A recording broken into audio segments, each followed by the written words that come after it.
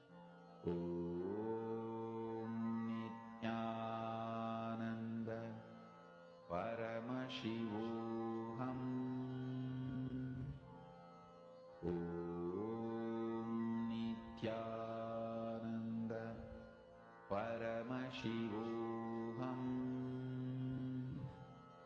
Om Nithyananda Paramashivoham Om Nithyananda Paramashivoham Om Nithyananda Paramashivoham Om Nithyananda Paramashivoham Om Nithyananda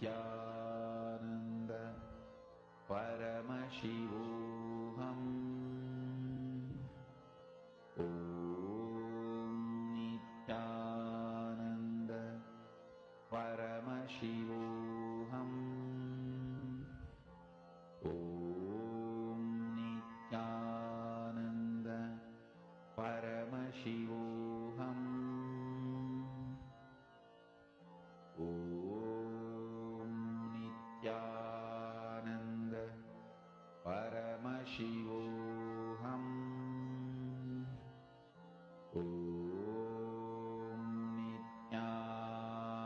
Nithyananda Paramashivoham Om Nithyananda Paramashivoham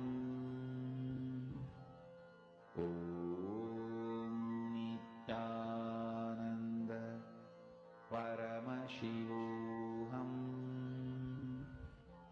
Om Nithyananda Paramashivoham Om Nithyananda. Yes. So now I request all the participants to type down in the chat whatever answers, whatever Swamiji showed you. Detailedly type down in the chat whatever Swamiji showed you.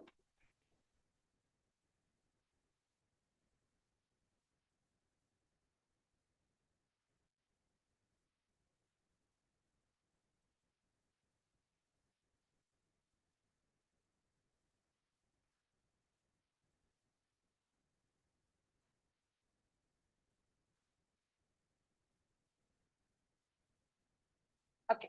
Let us now verify the answers.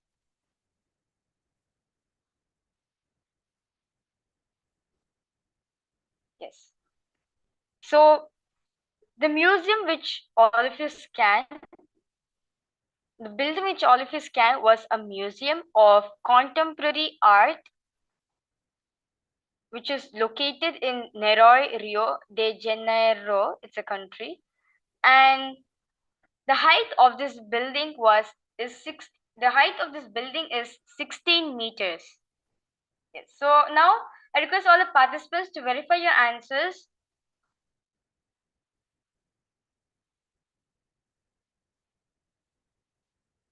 Verify your answers whether you have manifested or not. See, power manifestation is all about you being at oneness with Swamiji. You enjoying that space of oneness with Swamiji. When you are situated with the source that you are Paramashiva, you are Swamiji. That is the only thing you need to enjoy. It is from that space only powers comes as a side effect. From that space only powers manifest. So all matters is the space, the state you are in. Whether you have manifested the power or not, at the end of the day, did you enjoy you being that space with Swamiji? That only matters.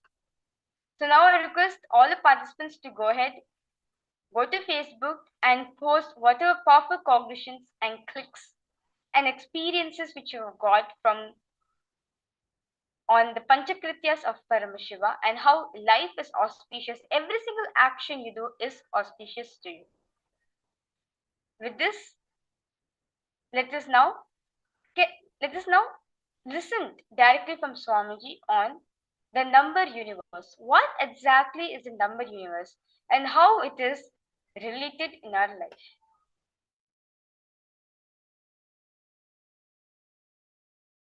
I'll try to explain step by step. You can grasp with your logic. See, there is multi-layer universe and you. The first layer of you is your ability to logically understand, like a 1 plus 1 is 2. Your simple logic. That is your first layer of you. Length dimension. Understand? 1 plus 1 is 2 is your simple logic. There is a whole universe belong to that simple logic, that number. Actually, if you see deeply, whole universe is nothing more than a number. Just number. Just number.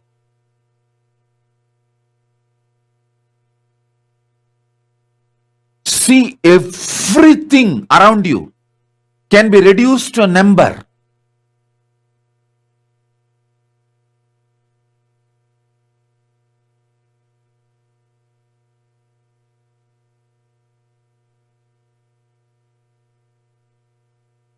Anything you see, perceive, grasp, cognize can be reduced to numbers.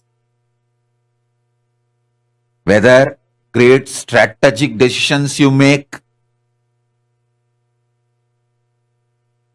it all boils down to number. It is just statistics, numbers. Everything from your life, death, everything can be just reduced to numbers. How many of you understand the whole universe can be just reduced to numbers?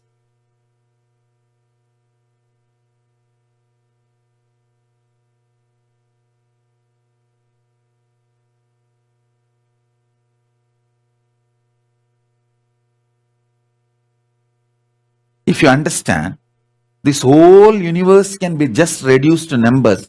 Raise your hand. Otherwise, I will explain more with more logic and more examples. Whether it is your body, health, parameters, wealth, relationships, strategies, decisions, everything about life can just be reduced to numbers. Your basic logic, number, can be expanded to the whole universe level. Just like your basic logic is one dimension of you, one aspect of you, whole universe as number as one part of itself. Your logic, numbers, and there is a one parallel universe called number universe.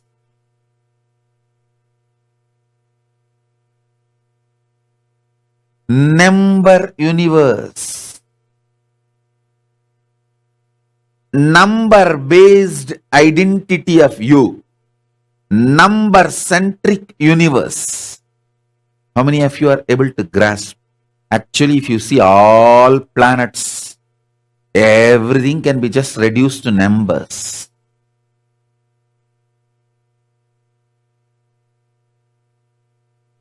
If you see the olden day mandalas and yantras in Agama, it will all be only number. about for Surya, there will be one number. For Chandra, there is one number.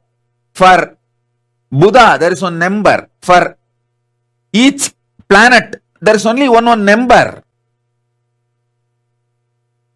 How many of you have seen that? That number is nothing but the multiplication or subtraction of the Surya proportion. The sun is the center, and based on the sun, that proportion that is what is the number given to all the other planets. That's all. Whole universe, whether it's a DNA strand or this whole Milky Way, everything can be just reduced to numbers. How many of you are able to understand?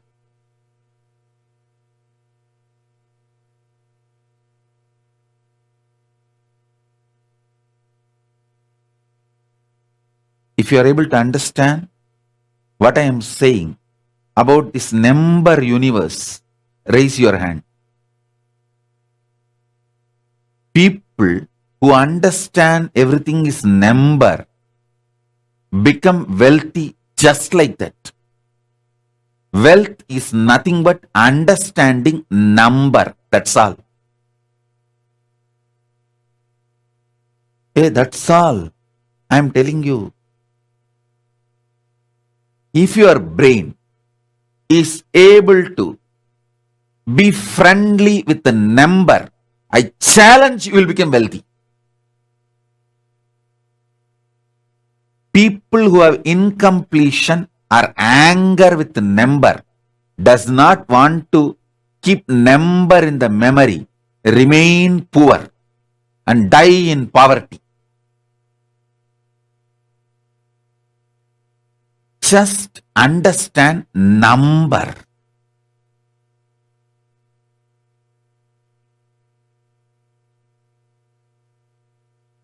In our Gurukul tradition, you are supposed to memorize the number rhythm. We call it Vaipadu. I don't know the English word for it. That number rhythm. It will go up to 100 into 100. You have to memorize. Nowadays, the kids feel, oh, it's all just waste of time and energy. After all, we have a calculator in our watch itself. Our cell phone has a calculator. Your cell phone being comfortable with the number will make the cell phone company fellow rich, not you. It's like one fellow was going on the horse, going around the Arunachala hill. The horse got mukti, not he. Only if you walk around the Arunachala hill, you will get the mukti. If you are going on a horse will get the mukti, not you.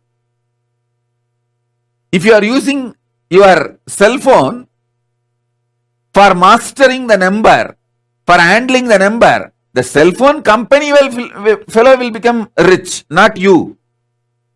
Your brain getting comfortable with the number is one of the basic lesson in Gurukuls we teach.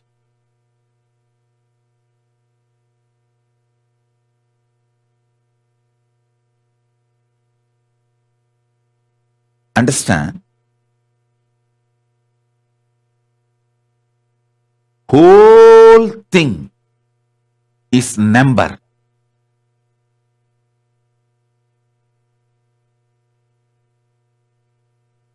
Brain, which can quickly grasp numbers, handle tables,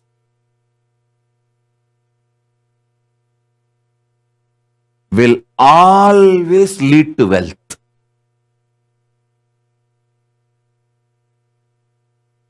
Try it, you will see it.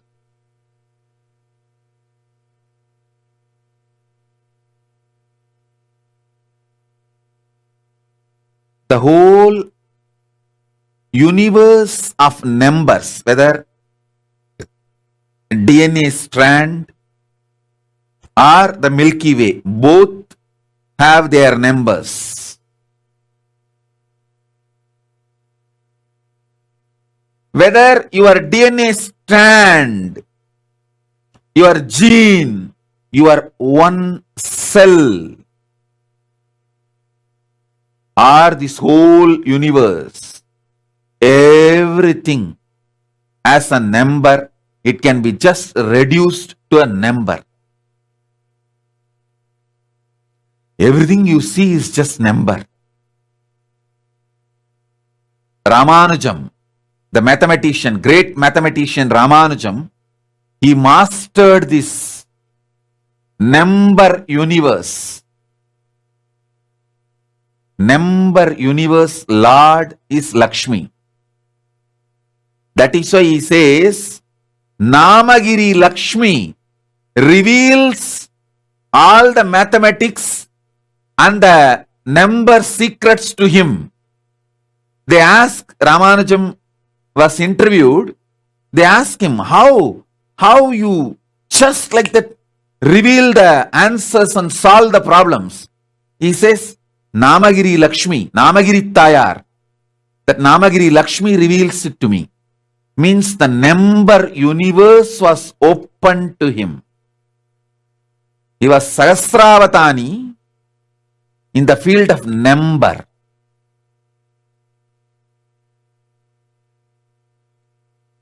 Your aspect of number, understand, it's actually your own aspect. Listen clearly, listen carefully.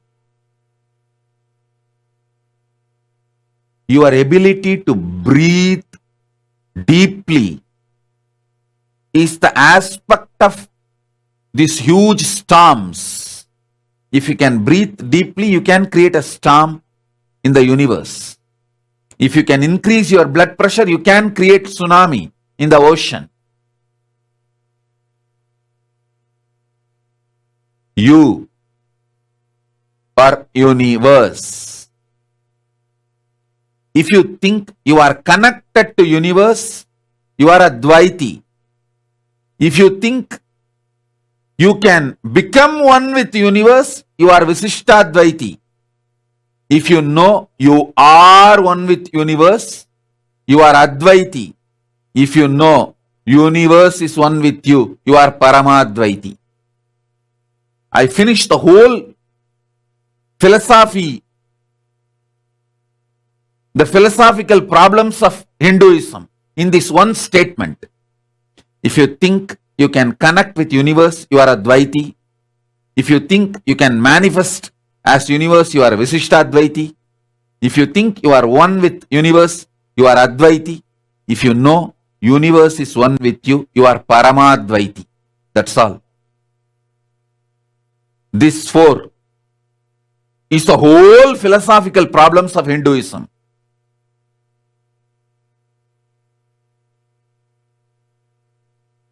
Number is one aspect of you. Number universe is one parallel universe. Listen.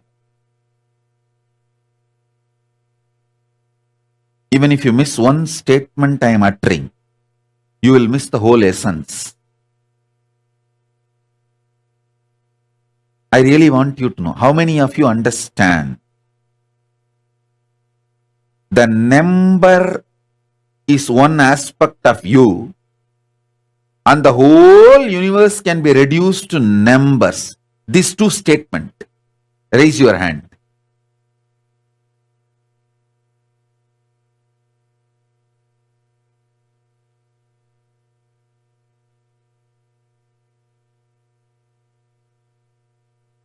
Whether it's your genetical code or DNA code, actually Paramashiva has put a barcode on you. That is what is your genetical code and DNA code numbers. He has put a barcode. Just like how you guys put the barcode on all products. Go to mall and see, even the fruits have barcode. Same way, Paramashiva has put a barcode on all of us. That is what is our DNA code. That is what is our genetical code.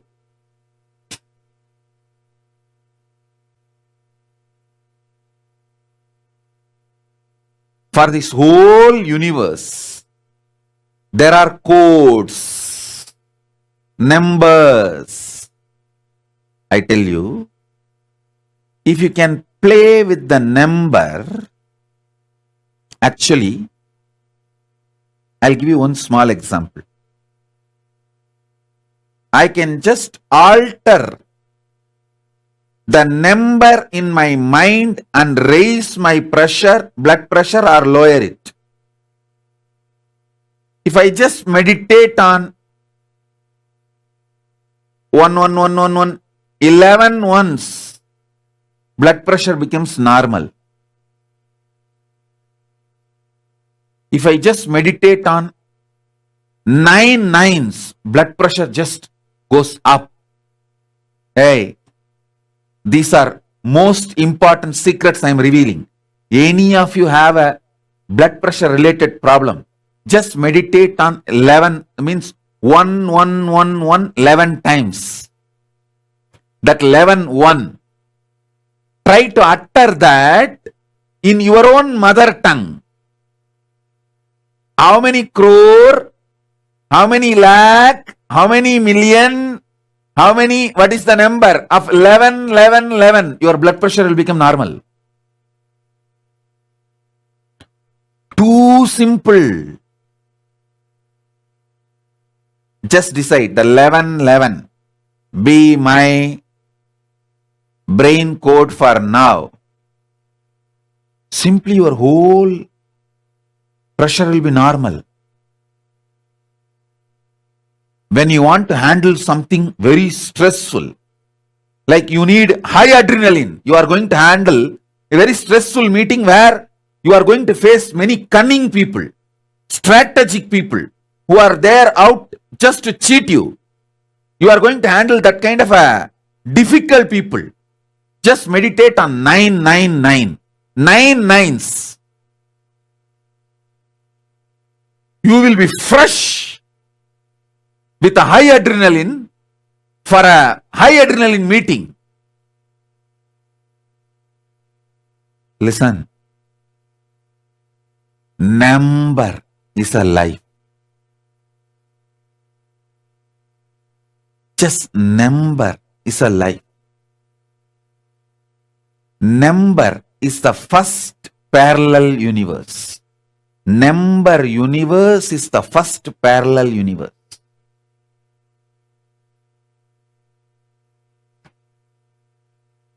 Only Vedic mathematics has the longest numbers defined linguistically. Hey, not just through digitally, linguistically defined. The Vedic mathematics has the linguistically defined names for 201. 200 times if you put 1, Koti Antara Koti is the number. 200 times you can put 1. There's a linguistic description for that in Vedic mathematics. Because the brain of the Vedic rishis was so vast, it was able to capture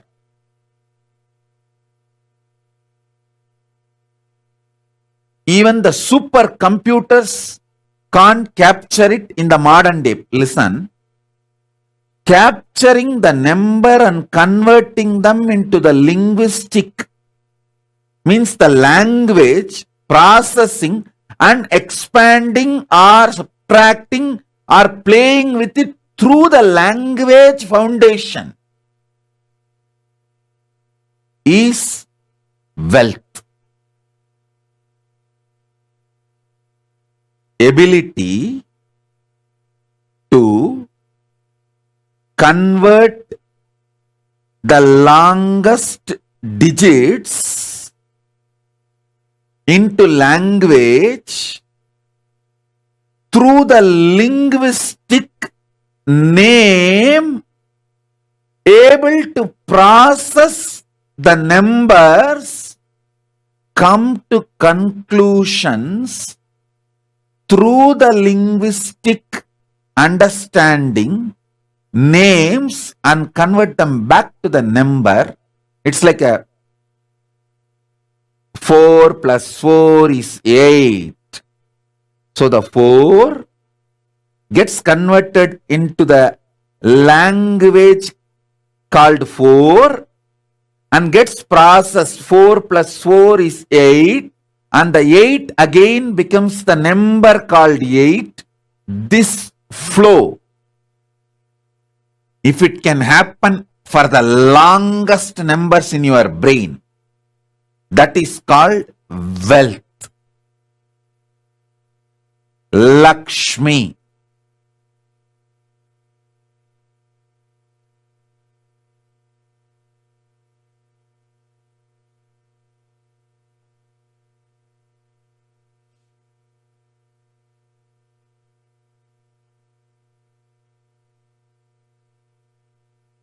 Wealth grew if it is present in your brain.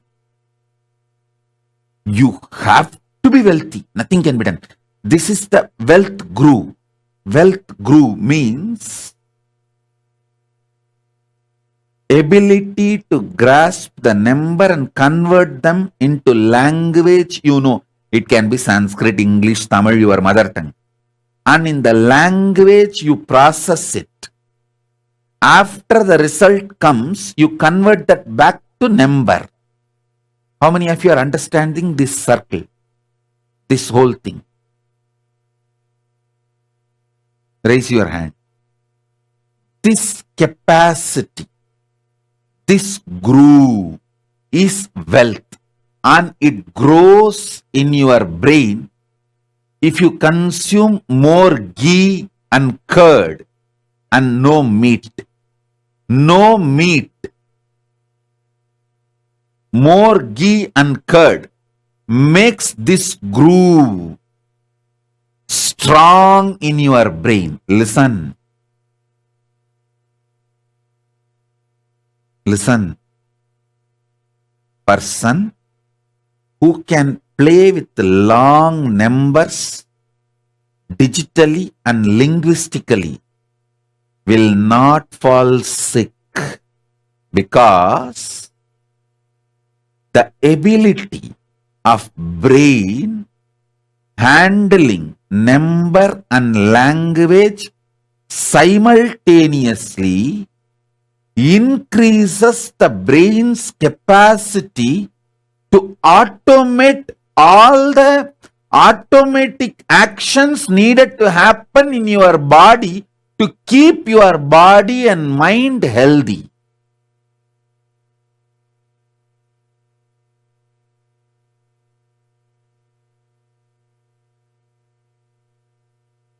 One of the conclusions I am giving you is, our grandparents who knows the table by heart, 100 into 100, they will tell simply in 1 second, live long, healthy, because your brain, when it develops the capacity to convert the number to language and process it in language, and result gets converted again back to number, this capacity, the brain simultaneously develops the capacity to give command to your liver, kidney, intestine, everything to work synergetically. Synergy of your brain to work with the number, work with the internal organ is one and the same. Your health and your ability to process the number is directly connected.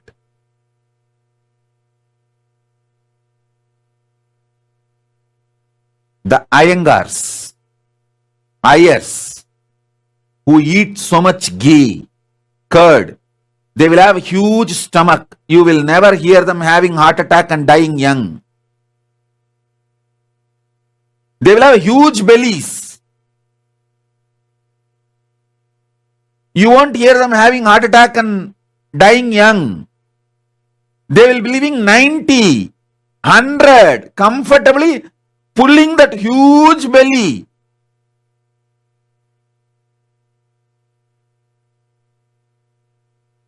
They will defy all your medical science because their brain knows how to synergetically command all organs. Hey, listen.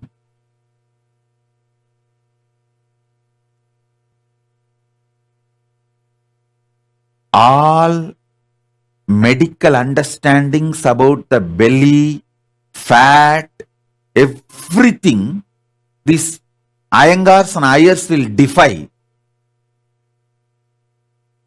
just because of this one capacity. I tell you guys, any one of you, do little research. Put your 3 months time and research on your brain's ability to convert the number into language, your mother tongue, process it, and get the result in your mother tongue and convert it back to digit. Digit becomes your mother tongue, gets processed, and the result again becomes digit. This capacity and your health is directly connected. Any of you guys do research on this and establish, you will get a Nobel Prize. And I am giving you the theme for a Nobel Prize.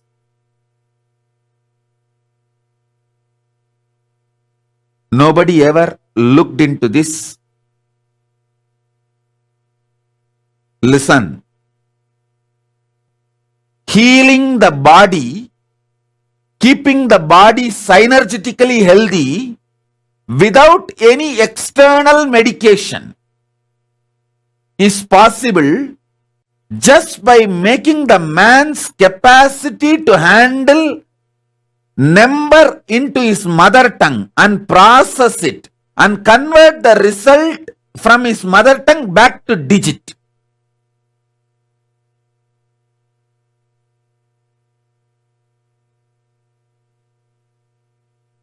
Understand?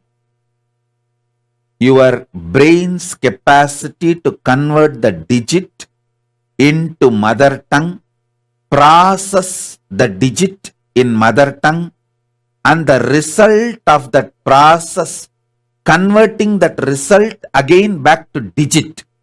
This capacity and synergetically keeping your internal organs healthy. These two capacities are directly interconnected and one raises the other. One works on the other. Lots of health secrets can be revealed, discovered.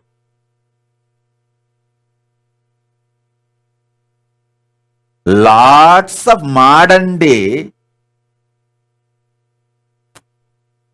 pharmaceutical mafia's myths will be destroyed. How many of you understand this Iyengars and Ayers having such big double-sized pot belly live for 100 years defying all the myths of the modern day science? How many of you have seen it? Raise your hand. Not just one or two. Go to every Indian village, you will see Iyengars and Ayers with huge pot belly, living for 100 years, healthy, without going to any hospital, defying the whole modern medical science.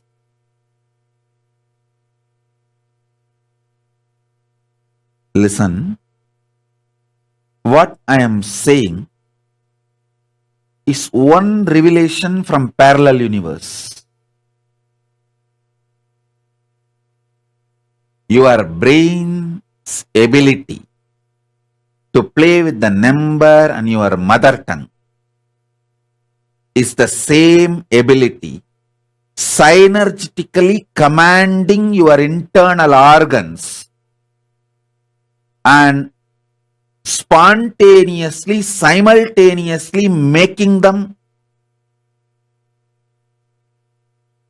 alive, aligning each other. Your ability to convert the digit into mother tongue straight makes your liver active intensely. Your liver is responsible for 500 various actions in your body. This capacity, pitta, it's called pitta. Pitta means ability to play between digital and verbal, digit and words. This capacity to play is called pitta. In Sanskrit, you will be surprised. The liver fluid is called pitta neer. In Ayurveda, see, in Veda, there are 6 Ubaveda. Jyotisha, which is number, and Ayurveda, health. These 2 are from same unit. Because our guys know number and health, ability to play with the number and ability to be healthy is one and the same. Both are from same root.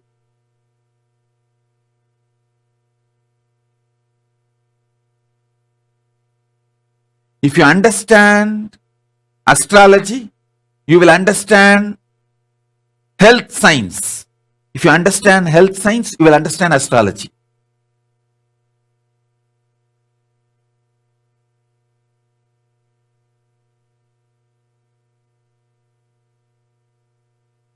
Whole thing is just number. Number is the first parallel universe.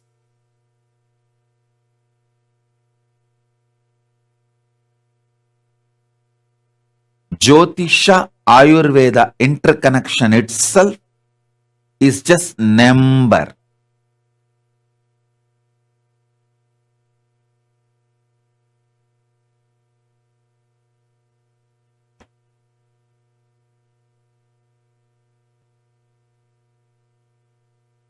Listen, just meditate on 1,000 crore. You will become fresh now. 1,000 crore. Don't try to skip. Don't try to escape from the number of zeros. For 1 crore, how many zero? Then naturally you have to calculate for 1,000, 3 zero. For 10,000, 4 zero. For 1 lakh, 5 zero. For 100 lakh, 7 zero. And then 1,000 crore means 7 plus 3, 10 zero. 1, that 10. Without skipping, without brushing it aside, just sit and meditate on 1,000 crore, you will become fresh. Because the number, digit, becoming mother tongue, thinking through in your mother tongue, again becoming digit, makes your liver fresh. Liver, L-I-V-E-R, your liver, is responsible for simultaneous, spontaneous, synergetic trigger of all the internal organs and keeping you fresh and alive.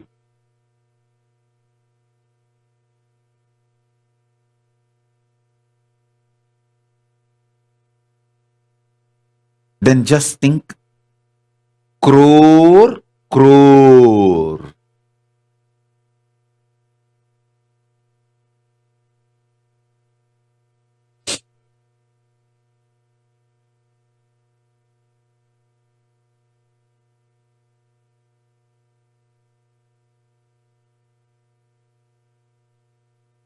Don't try to skip. Don't think, what am I going to do? Thinking of crore and crore. Whenever I need to calculate, I will pick up calculator or a cell phone or Apple Watch I have.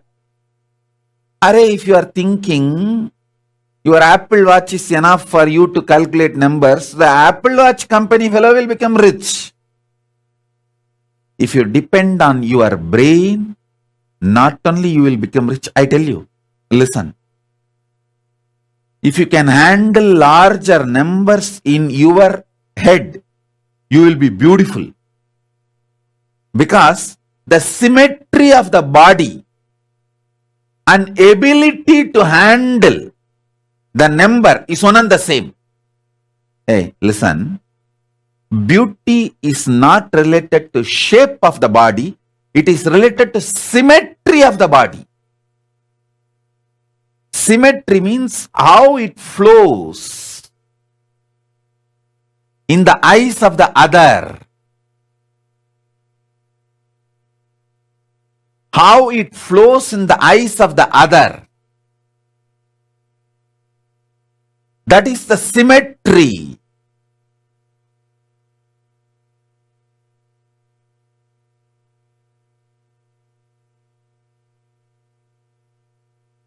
Capacity to handle larger numbers makes you beautiful.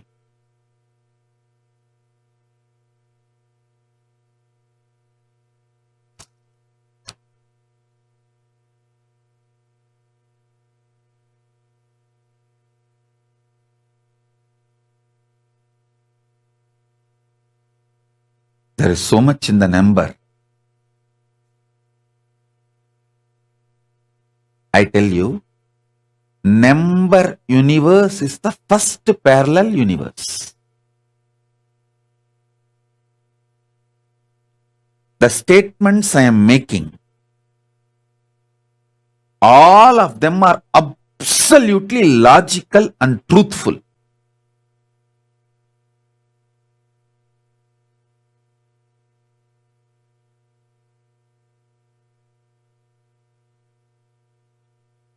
If you want to be beautiful,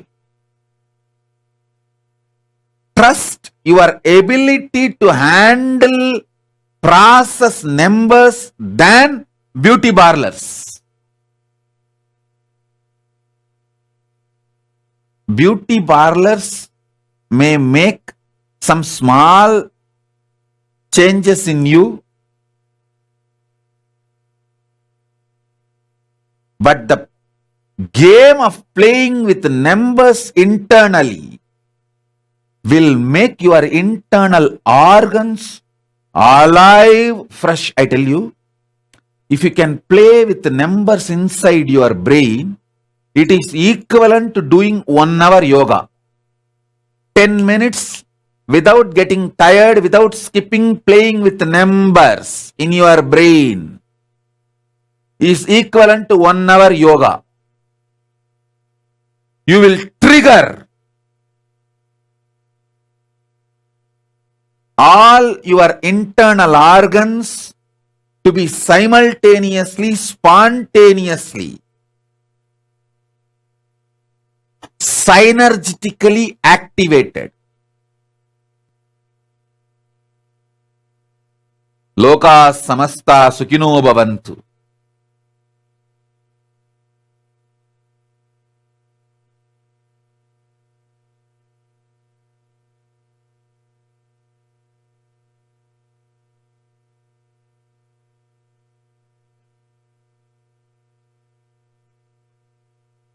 If you trigger your brain, listen, brain is number, throat is mother tongue. If you sync both and trigger them, that will straight trigger the liver. and make the liver work synergetically, spontaneously, simultaneously, and balance your whole internal organs, body, make you best, healthy and beautiful. Alison Asami is asking, are there any books you recommend on the topic? There are no books available. It's all my revelations directly from Vedas and Upavedas.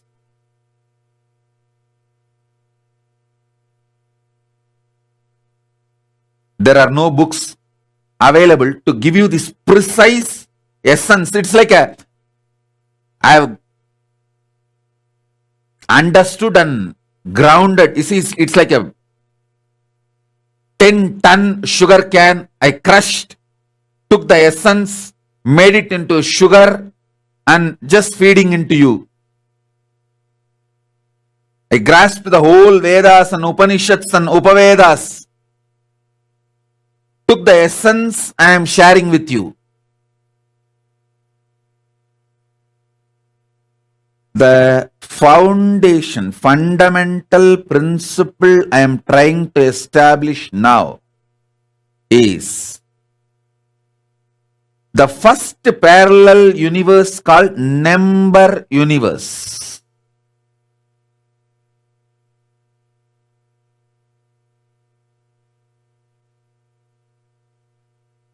Number universe. By meditating on larger numbers, you can alter your genetical code and DNA code. Listen. Listen. I want you to know, this is not for pride I am telling you the truth. See, the mitochondria cell energy. All of you know that mitochondria cell energy, which can be studied and clearly understood. Number. The medical science can tell you the mitochondria cell energy of each one of you. If you just do some blood test, it will reveal. We did a lot of researches. People had 600 times their mitochondria cell energy go up after my initiation during the inner awakening. We have studied and we have the papers, double-blind study. We can share it with you all. And that same doctor did mitochondria cell energy number of mine, which was 40,000 times more than any normal human being recorded till now. The human beings, mitochondria cell energy, largest number recorded as on now. Mine was 40,000 times more, not 40,000 percentage, 40,000 times more. It is just if you meditate on larger number, your mitochondria cell energy just shoots up. And mitochondria cell energy shooting up makes your body healthy, energetic, alive, fresh, and heals it completely.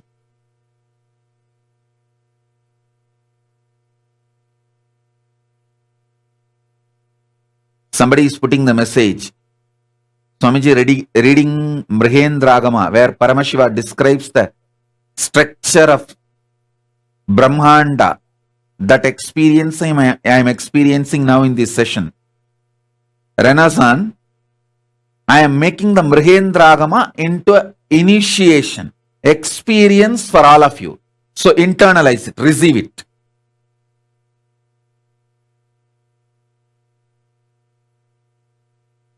You may think, how? If my brain thinks about number, my mitochondria cell energy will go up. It will. It will. And next, listen to this next. Not only if you think about larger numbers and internalize them, your mitochondria cell energy will go up. Even if you are touched by somebody who thinks large numbers in his brain, his mitochondria cell energy will be transmitted to you and your energy will go up.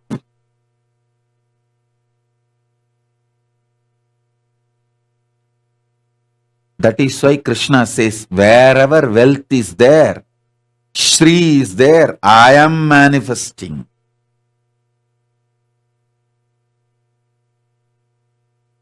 Wherever wealth is there, I am manifesting.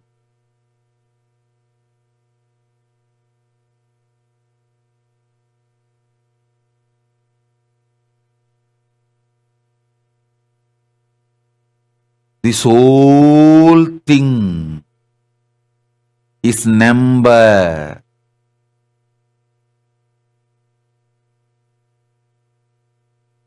Brain grasping the digit, converting it into your mother tongue, a natural flow. Mother tongue is natural flow. In Ayurveda, thyroid gland and mother tongue have a same word.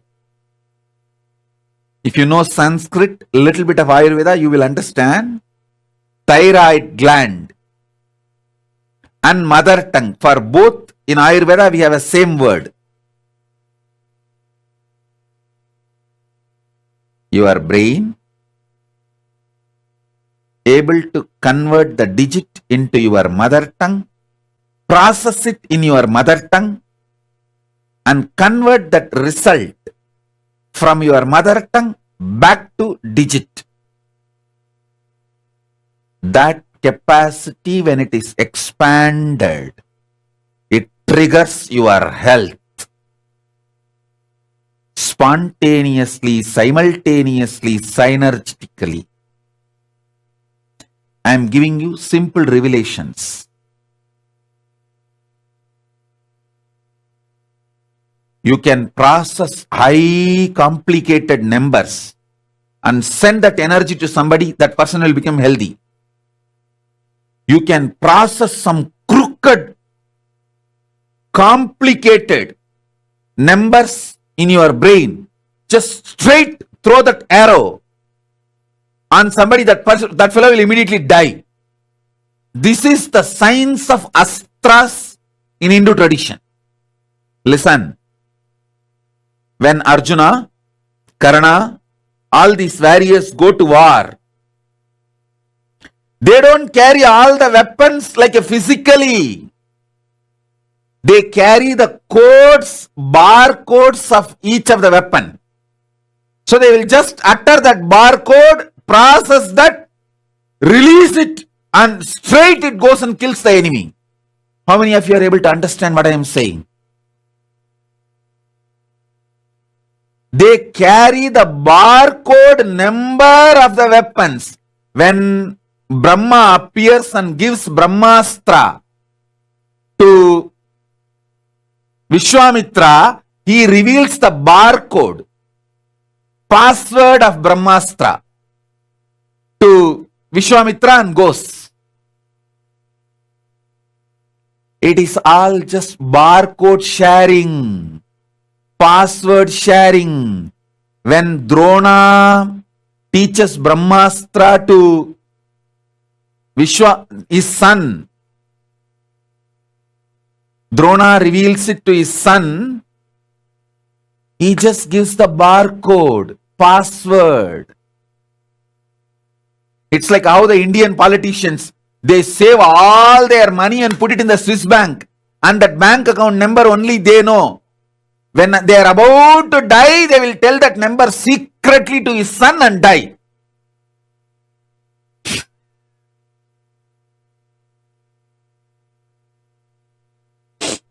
Or they will tell, hey, in the puja room, my grandfather's photo is there. Behind that photo frame, I have put that bank account number. Go and open the frame and see that is the bank account number. Take all the money and enjoy, and they'll die. That's exactly what Drona does to Ashwatthama. Barcode number, cosmic barcode number. For each of these Astra, passcode is revealed. That's all. First, Ashwatthama will be prepared for his brain to have this ability to process large numbers for good or bad. The capacity will be built in Gurukul. Once the capacity is built, he will be given the number. That's all. To process the barcode. If you understand this, you will understand how the Ramayana Yuddha, Mahabharata Yuddha, all that happened.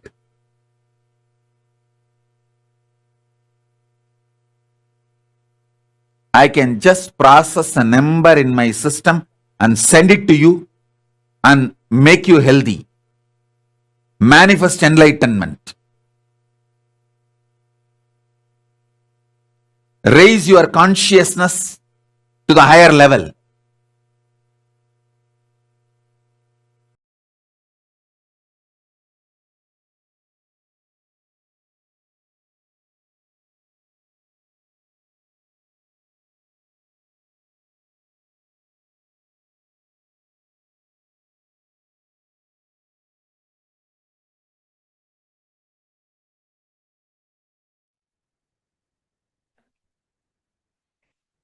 So beautifully Swamiji revealed. I think this is a breakthrough science for the whole world. Swamiji actually revealed that if anyone spends some time on this subject, you will be able to get a Nobel Prize, a PhD, because this is so breakthrough. Just the ability to convert the numerics into linguistics and back into numerics can make you wealthy. That is the exact science that Swamiji said. This ability of being able to process large numbers is Lakshmi. How many of you are able to catch that subtle truth that Swamiji said, that Swamiji revealed, about how converting the numbers, the digits, into a linguistics, into words in your head, and back into numbers can actually make you wealthy? Can you all post how many of you actually understood this?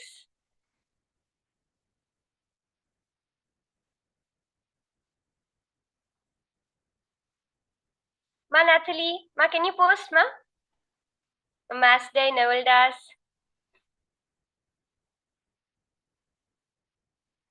Yes, ma Heidi, I know you have attended so many, you would have heard this before, but it's every time it's such a breakthrough when we hear this from Swamiji about how just understanding numbers takes you to another universe itself. You literally master the length dimension when you understand numbers, when you understand the number universe that we are all in.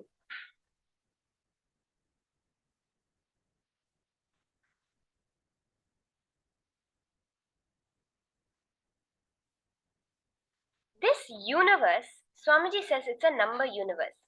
And it also, Swamiji emphasized a very important point. He said, if you can control your blood pressure, you can make a storm happen, an earthquake happen anywhere else in the world.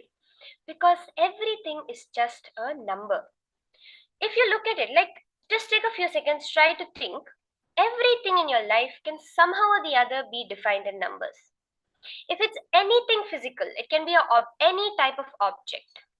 You can always define it in length, breadth, depth, volume, area, density, in these numbers. If it's a force, you can always describe it in the numbers of joules, of energy, of kilojoules, of watts. We have electricity that's measured in watts. Everything, we can break it down to numbers. Swamiji said even the planets have numbers that, based on the proportion of their size to the sun, even their numbers are different.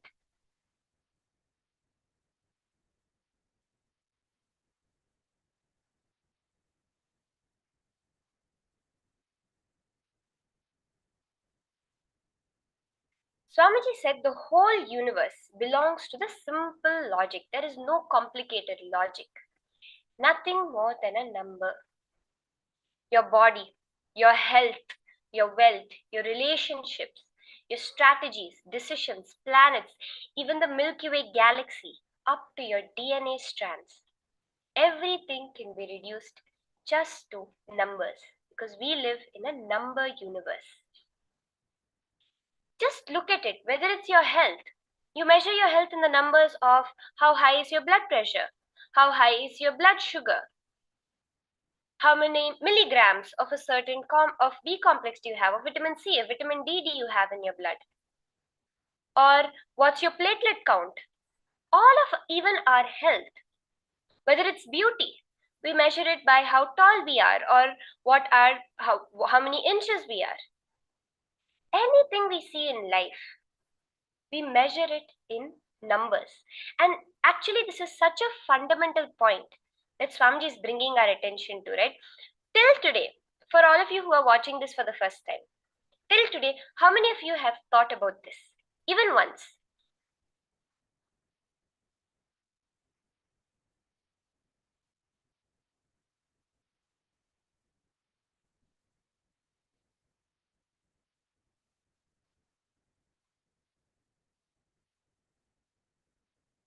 Yes, so Ma Karine is also sharing her experience of with numbers, how she was able to experience so much more success in her life because of her comfortability with numbers. But I want you all to post how many of you have ever looked at the universe until Swamiji as just a number. I don't think there would have been any of us. We would all have been thinking of it's a combination of numbers, of emotion, of feelings, of decisions. Swamiji is saying that everything, even your decisions and strategies, can be brought down to a number.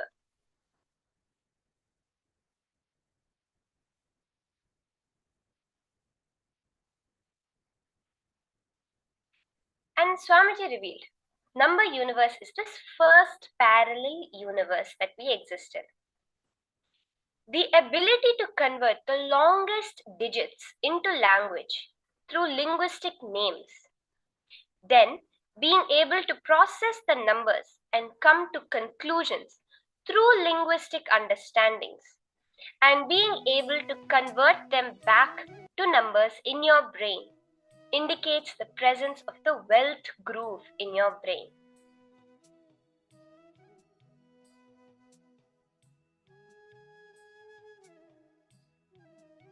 When you are able to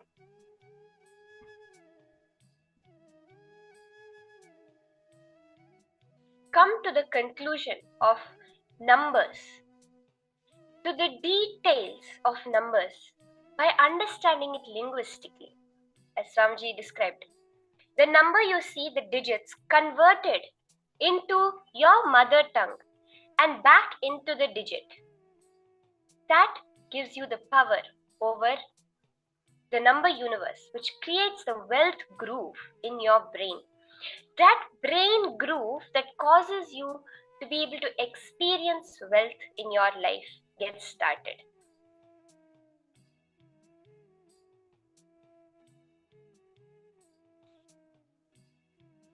So as Swamiji revealed, just meditate on 1,000 crore. Let this number digit become a number in your mother tongue, words in your mother tongue, and again become a digit.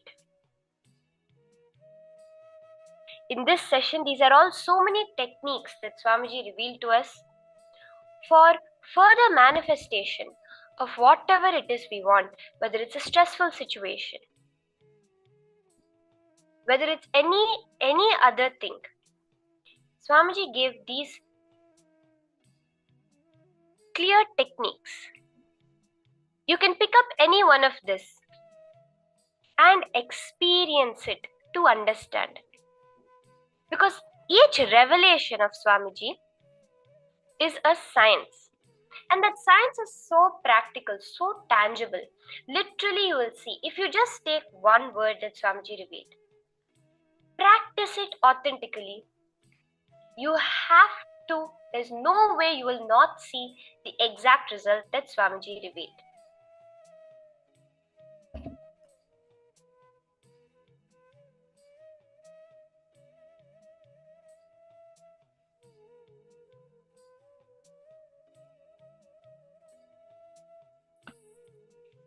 As Bhagavan Krishna reveals in the Bhagavad Gita, Swalpamapyasya dharmasya trayate mahato bhayat. Just a little practice of this great science can manifest it within you.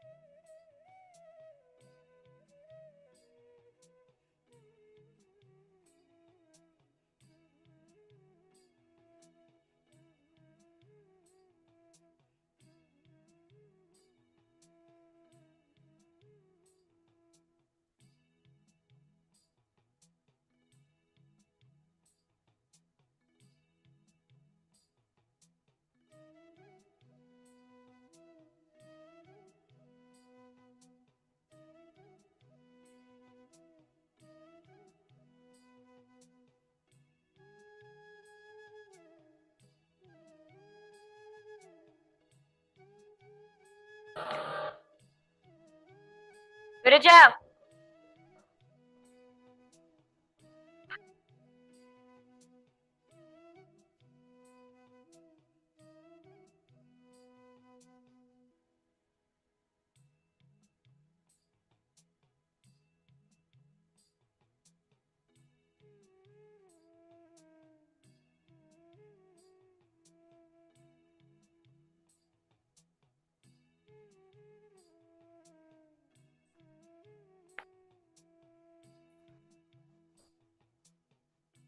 Now, sit intensely.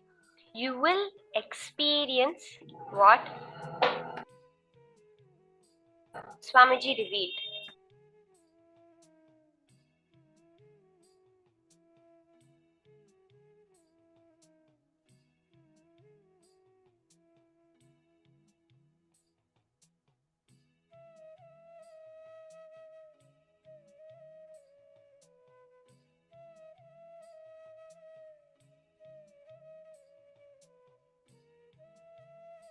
Just come to a space of intense listening. You'll physically see how the whole manifestation happens, how you will experience. Because as Swamiji said, even the touch of a person who has had that mitochondria energy can raise yours. Just that experience of someone, just Swamiji's initiation in all of us, because of his experience for this, will immediately give us that experience in our life.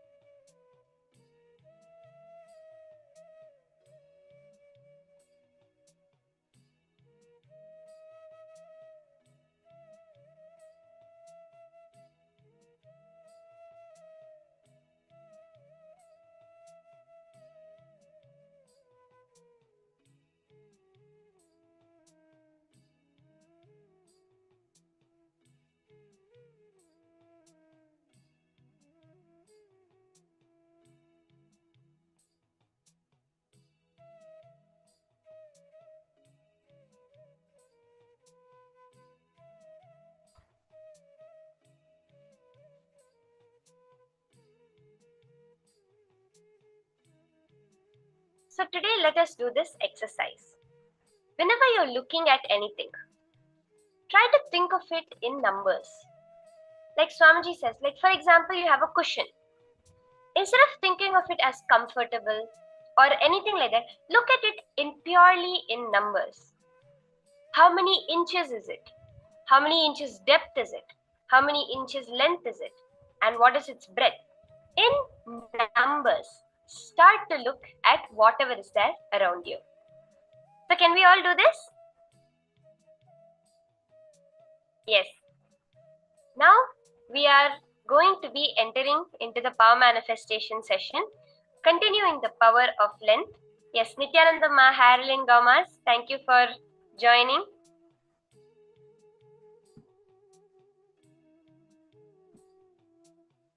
Yes, Ma, Laina Z Sylvie, you're asking, can feelings or emotions also be numbers?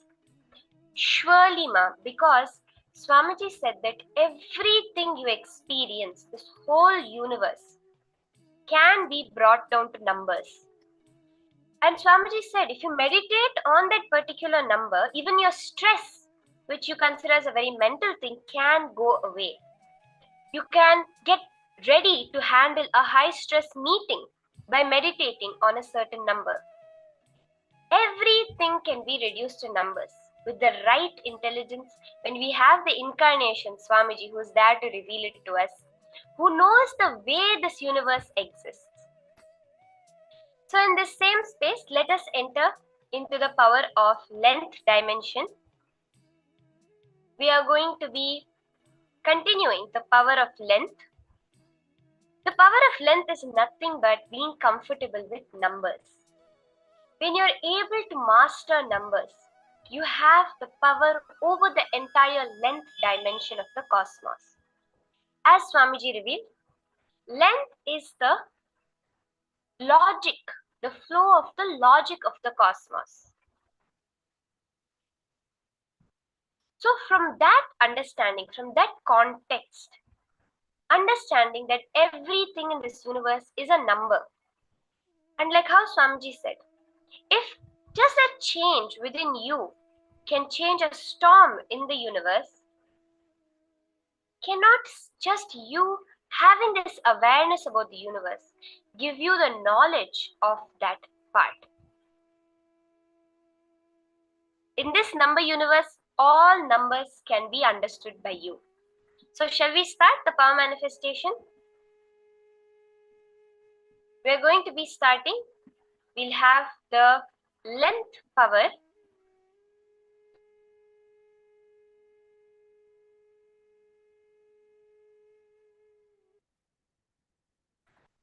So we have the building in front of you now. You're going to be scanning the height of this building. Again, remember, even the act of scanning is just Paramashiva flowing through you. This building is nothing but a number. All we have to do is understand that number and pen it down. Sit straight. Start chanting the Mahavakya intensely. Connect to Swamiji. Be unclutched.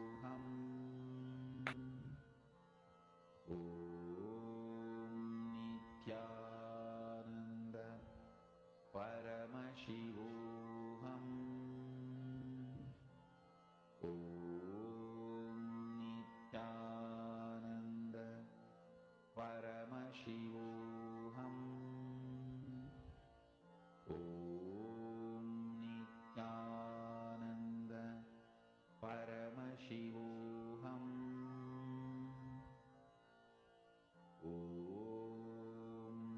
Nithyananda Paramashivoham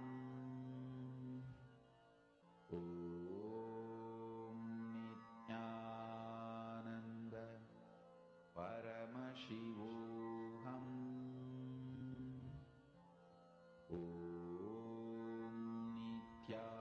Nithyananda Paramashivoham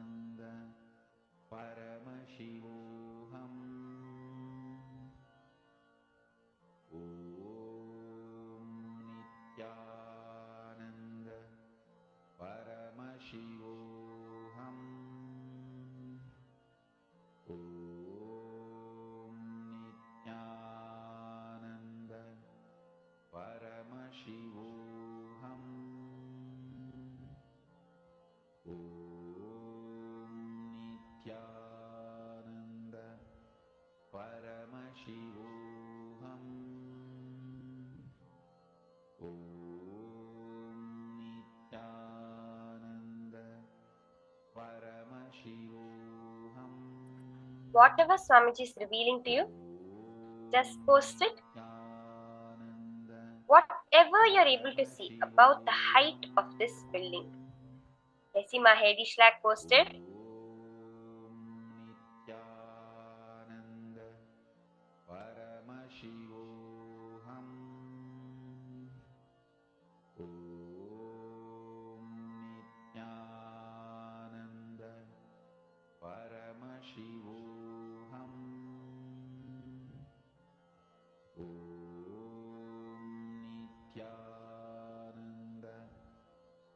Emajian Lavital.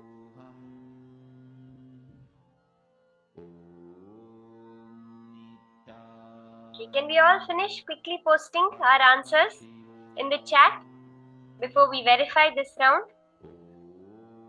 Whatever Paramashiva revealed to you, see that number, being comfortable with that number will automatically make you fall in tune with it. And whatever comes up, you can just post it exactly like that. Yes, Ma Lainazi Sylvie, Ma Ivana Grebner, Ma Harolyn Gomez, Ma Hedi Shlak. Ma Hedi Shlak, yes, I saw your answer. Everyone else, whatever Swamiji is revealing in your third eye, post it exactly like that.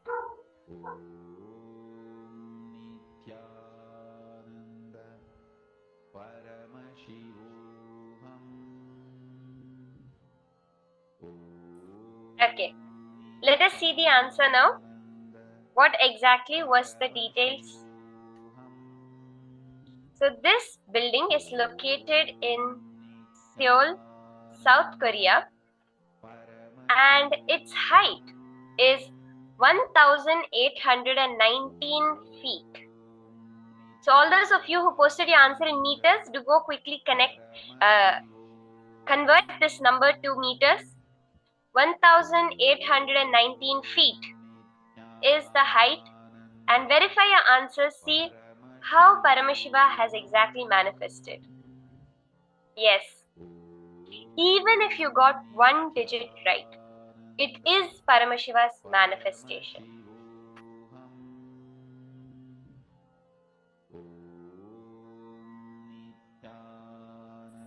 Okay, so let's move on to the next round now.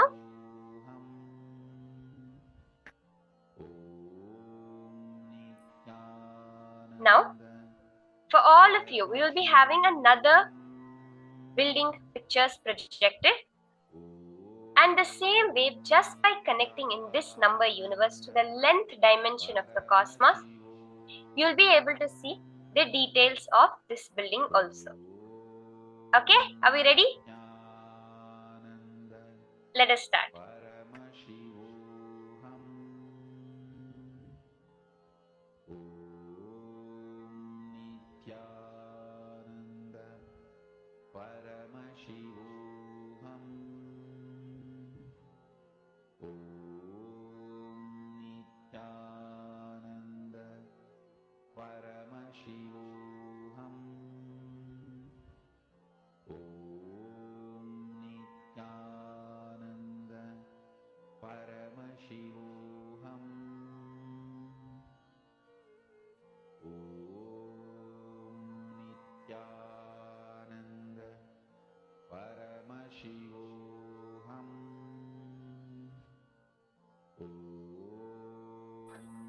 Start scanning. What exactly is the height of this building?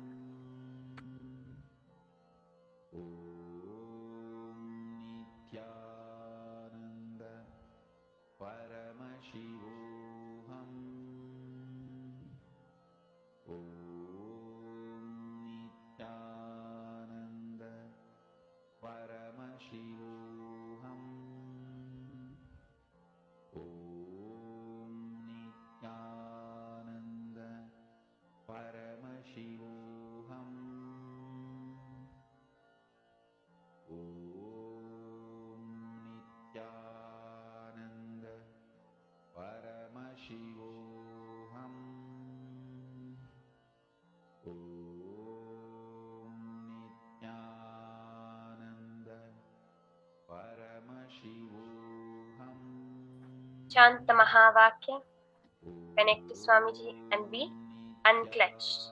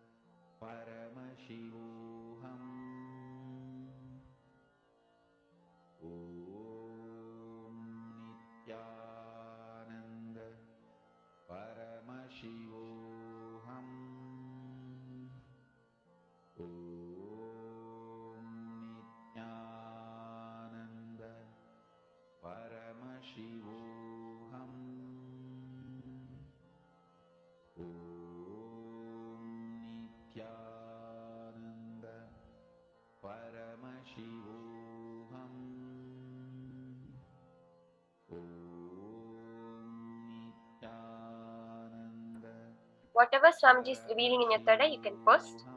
See, when you're doing the manifestation, focus on the experience that Swamiji was revealing. Focus on the experience of experiencing the number universe. Whatever numbers are appearing, post it. But that is not the measure.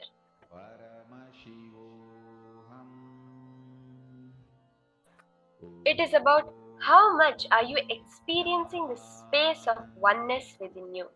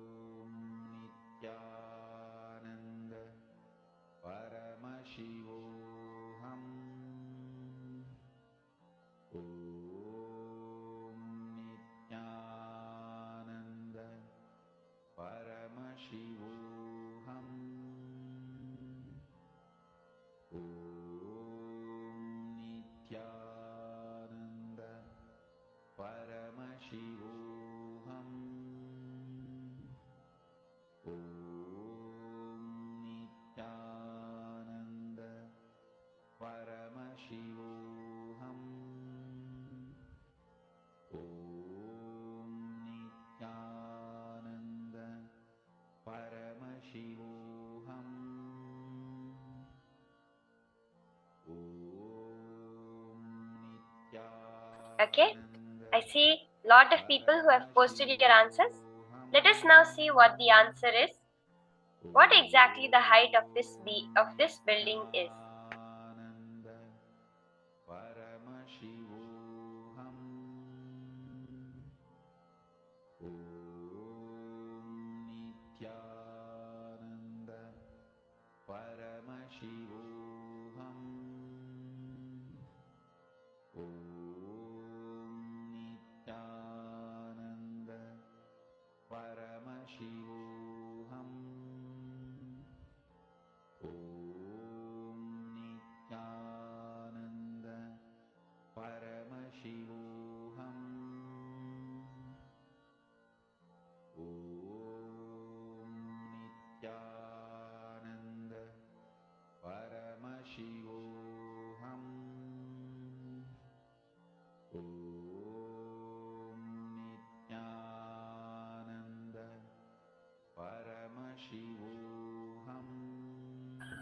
So the answer is Tianjin Chao Thai Folk Binhai Center, which is located in Tianjin, China, and the height is 1739 feet. So all of you who again posted your answers in meters, always just ensure you're converting it to 1739 feet to feet and measuring your answer. So how was the manifestation for all of you? I just wanted to understand, like, were you able to feel that number universe within you?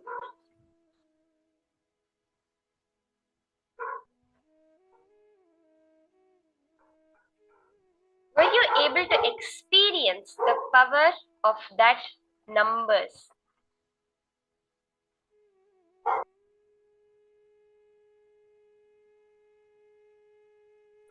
You can all post your experiences.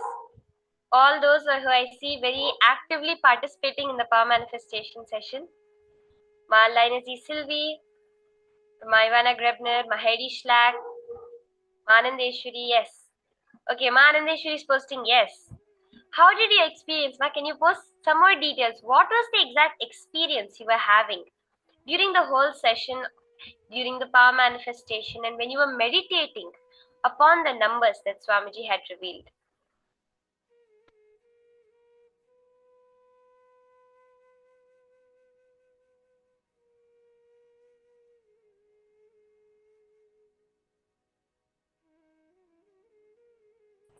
Okay, Ma Lindsay Sylvie is saying that she felt Swamiji in the body. That's so beautiful, Ma. So powerful, actually.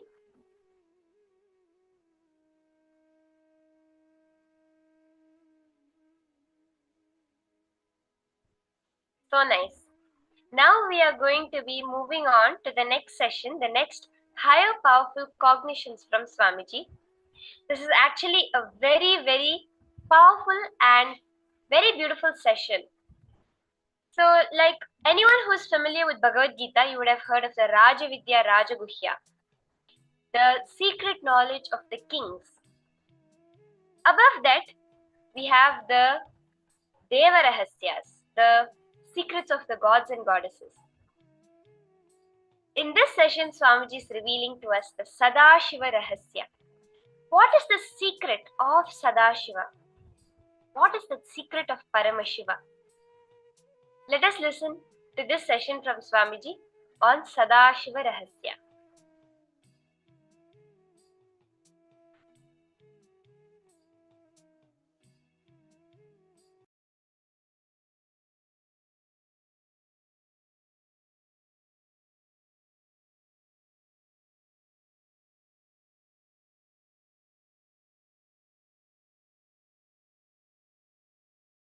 Understand the inner space of Mahadeva.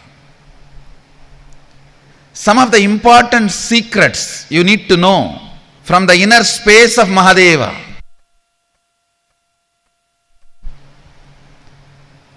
The most sacred secret from the inner space of Mahadeva. Please listen carefully. You need to understand the inner space of Mahadeva.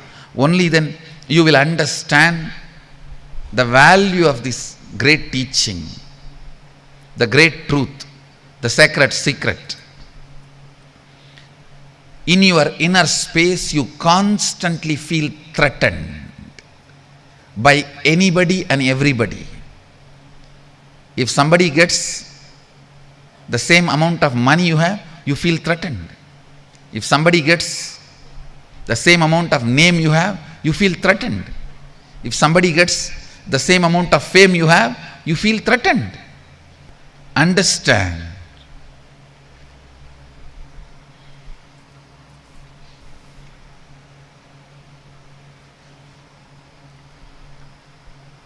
In your inner space, you constantly feel threatened by others.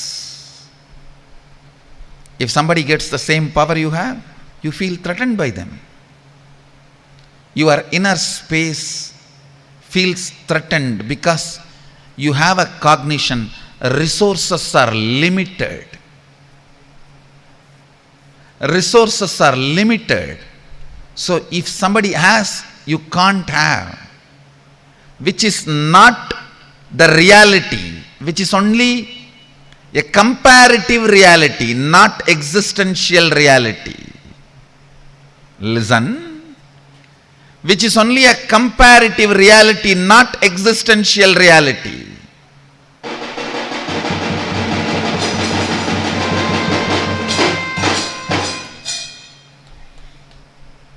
Sadashiva's inner space never feels threatened because he knows Shakti is endless.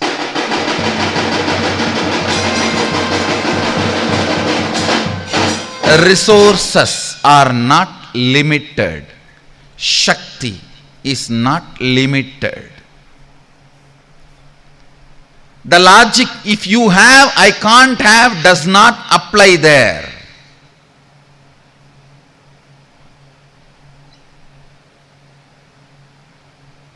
when he says Shivatvamasi, he means it. You are Shiva.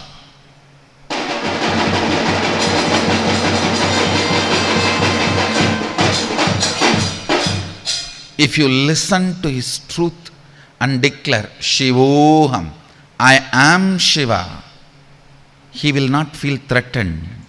He will not judge you. He will not question you. He will not be asking, how dare you declare you are Shiva?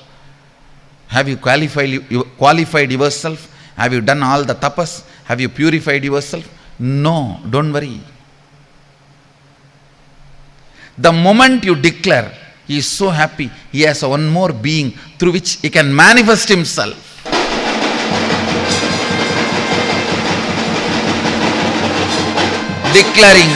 Declaring, radiating, manifesting Shivoham does not need any special skill sets. It just needs your decision, Anya, will.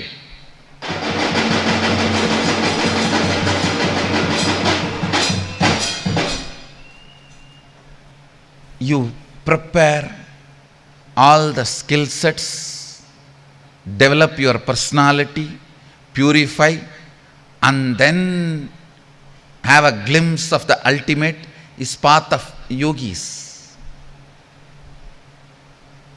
Just declare with all your will Shivoham and start manifesting the Shaktis, purity, experiences and expressions of Sadashiva and radiate the ultimate is the path of Shaivites.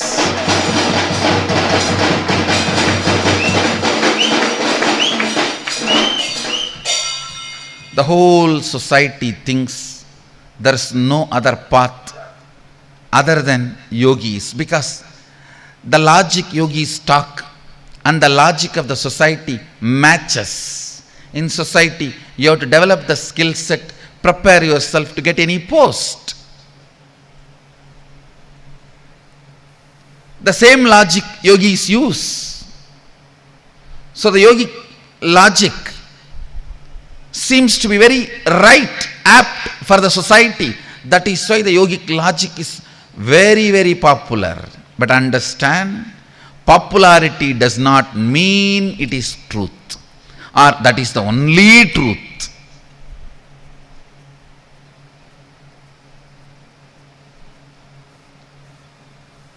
I am not saying yogic logic is lie. And same way I wanted, let the yogis know, it is, they cannot continue to tell people theirs is the only right logic. At least not after 1978.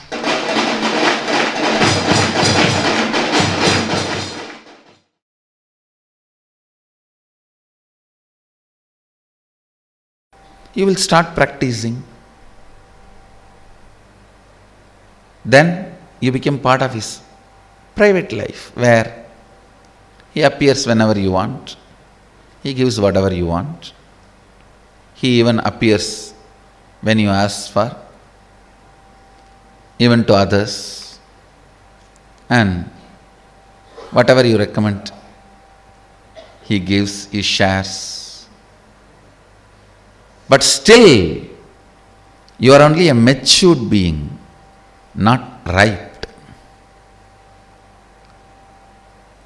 The next level is becoming part of his secret life, understanding the secret out of which he is functioning.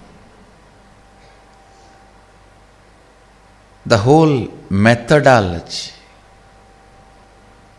the sukshma out of which he is functioning.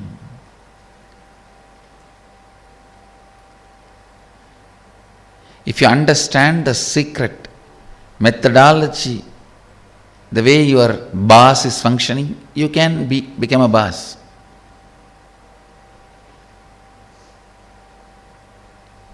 With boss, the problem is only one can be boss.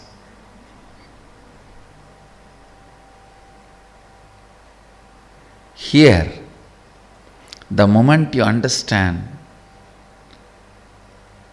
the way Sadashiva functions, you can become Sadashiva and you do not threaten his existence. Because you do not threaten his existence, he is not jealous of you or he is not stopping you. He is welcoming you. He is waiting for you. Listen.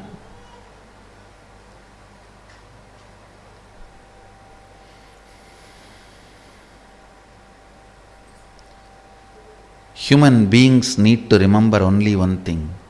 When cosmos rushes towards you, when Sadashiva rushes towards you with a tremendous love, when he overwhelms you by his love, when he overflows in you, do not be stupid enough to have doubts. First, don't doubt, am I qualified for it? The moment you have that self-doubt, self-hatred, self-denial, am I qualified for it? Once you have doubt on you, you doubt on him. Maybe he wants something from me. That is why he is showering himself on me. Fool. Understand the truth. He has nothing to achieve through you.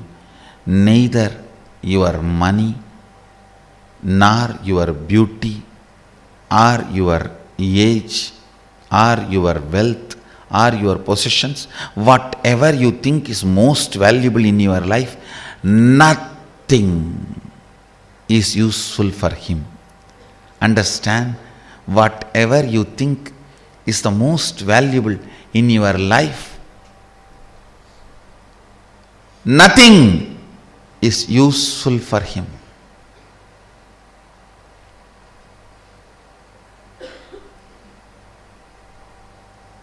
Nothing is useful for him.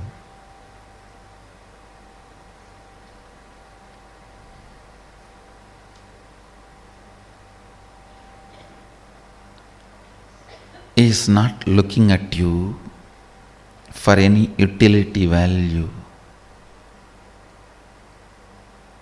He is looking at you only as a conscious value, means he is flowing towards you just to manifest through you.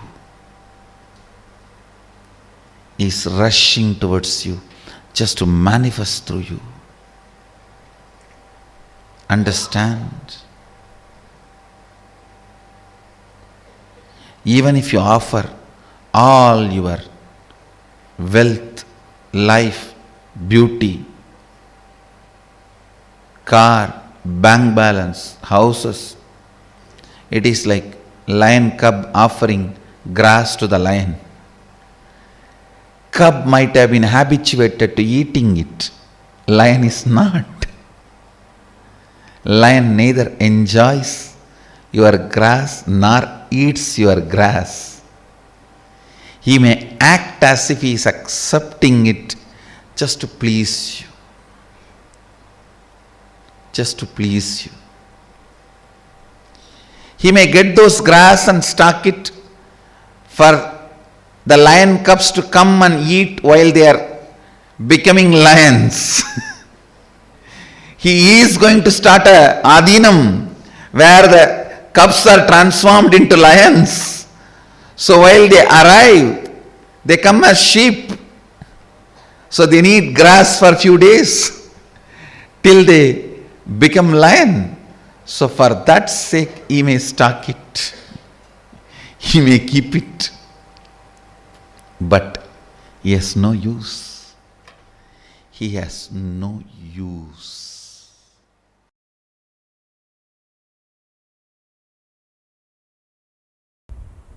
Let me give you the precise solution.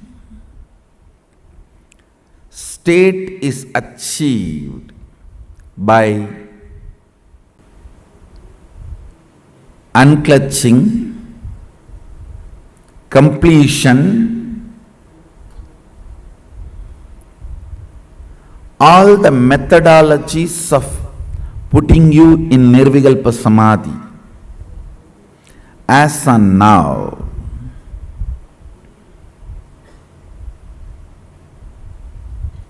Understand, I don't see any of my disciples at least manifesting any power without touching the Nirvikalpa Samadhi. And I also make sure you don't manifest powers before you touch the Nirvikalpa Samadhi, because if you start manifesting before you touch Nirvikalpa Samadhi, it will be Siddhi, not Shakti.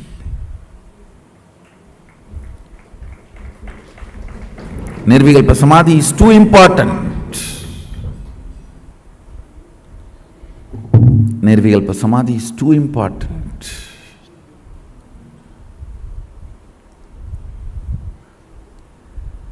State is achieved by unclutching, completion. Of course, ultimately by initiation.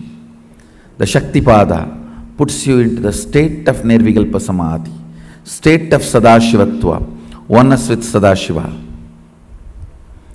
The space is created by more and more completion with others.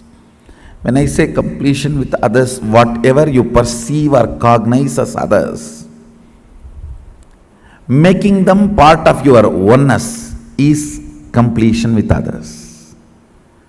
Understand, whatever you cognize as others, persons, river,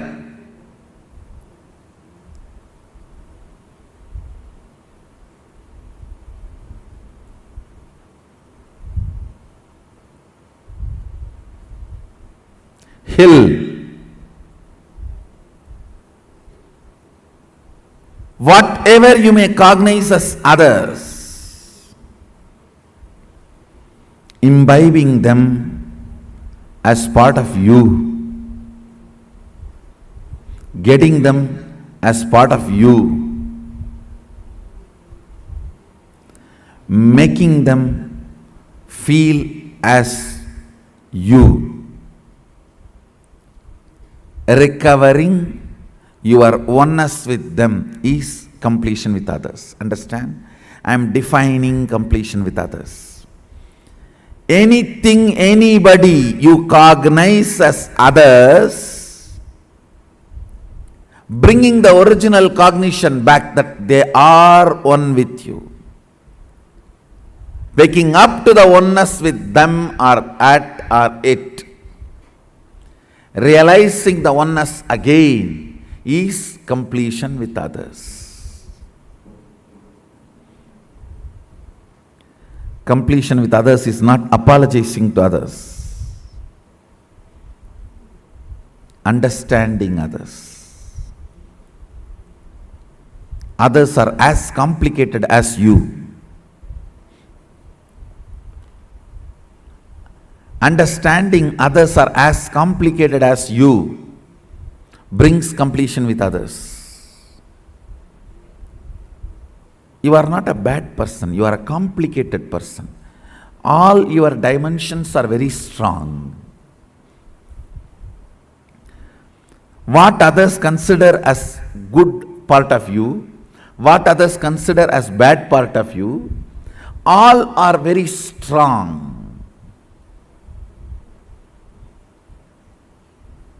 I tell you, just like you are complicated, everyone is complicated. Understanding everyone is complicated brings completion with others, and you start feeling oneness with them. You start feeling oneness with them. Identifying yourself with others, putting yourself not in their shoes but in their crown. Why should always that word, putting yourself in their shoes? No. We Hindus, we put ourselves in their crown.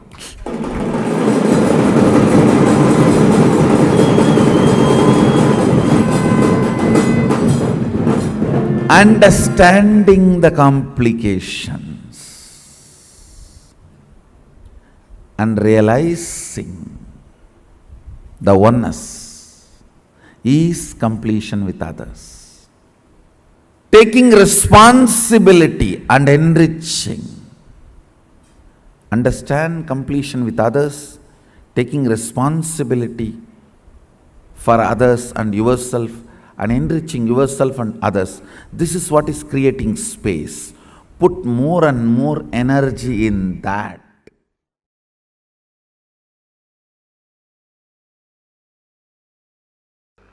When I was seeing Arunagiri Yogeshwara every day and listening from him, learning from him, experiencing from him,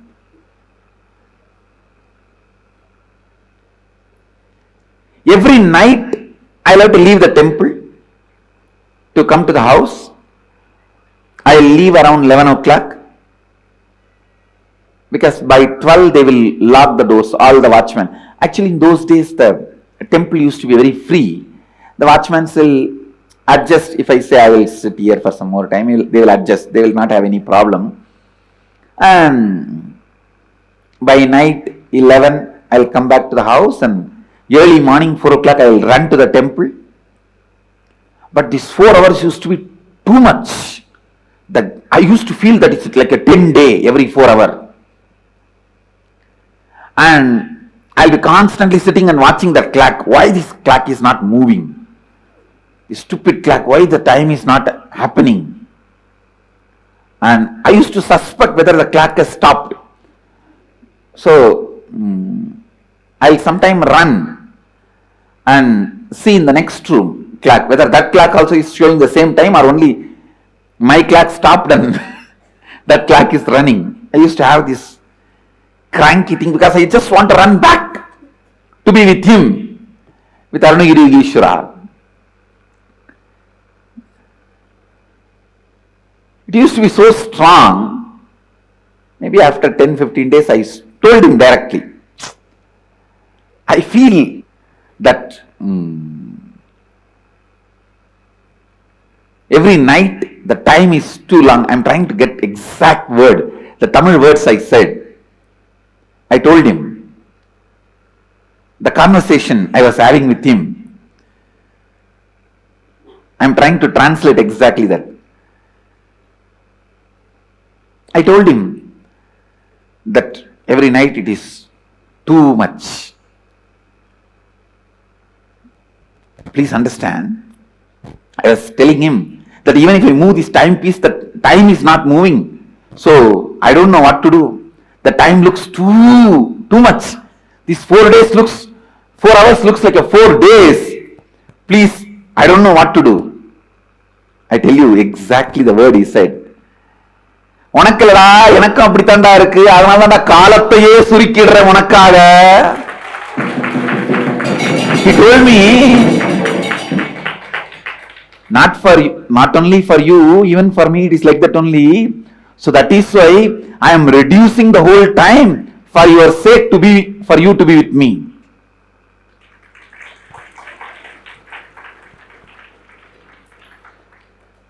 He said this very word. He said, then he expanded.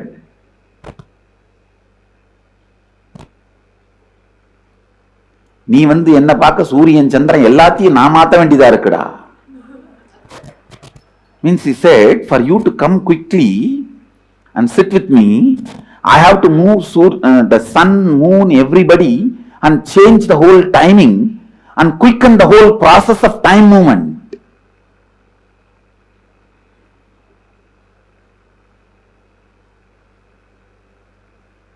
Then I know it's not that only disciple feels, master also feels.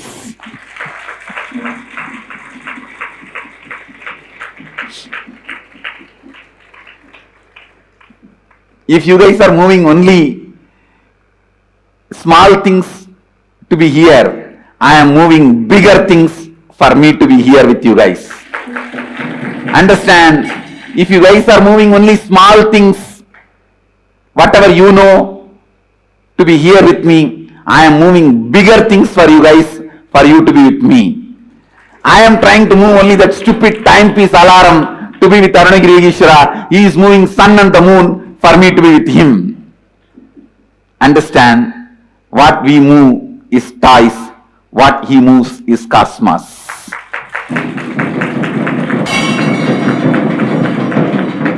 You move your toys to be with me, I move the cosmos for you to be with me.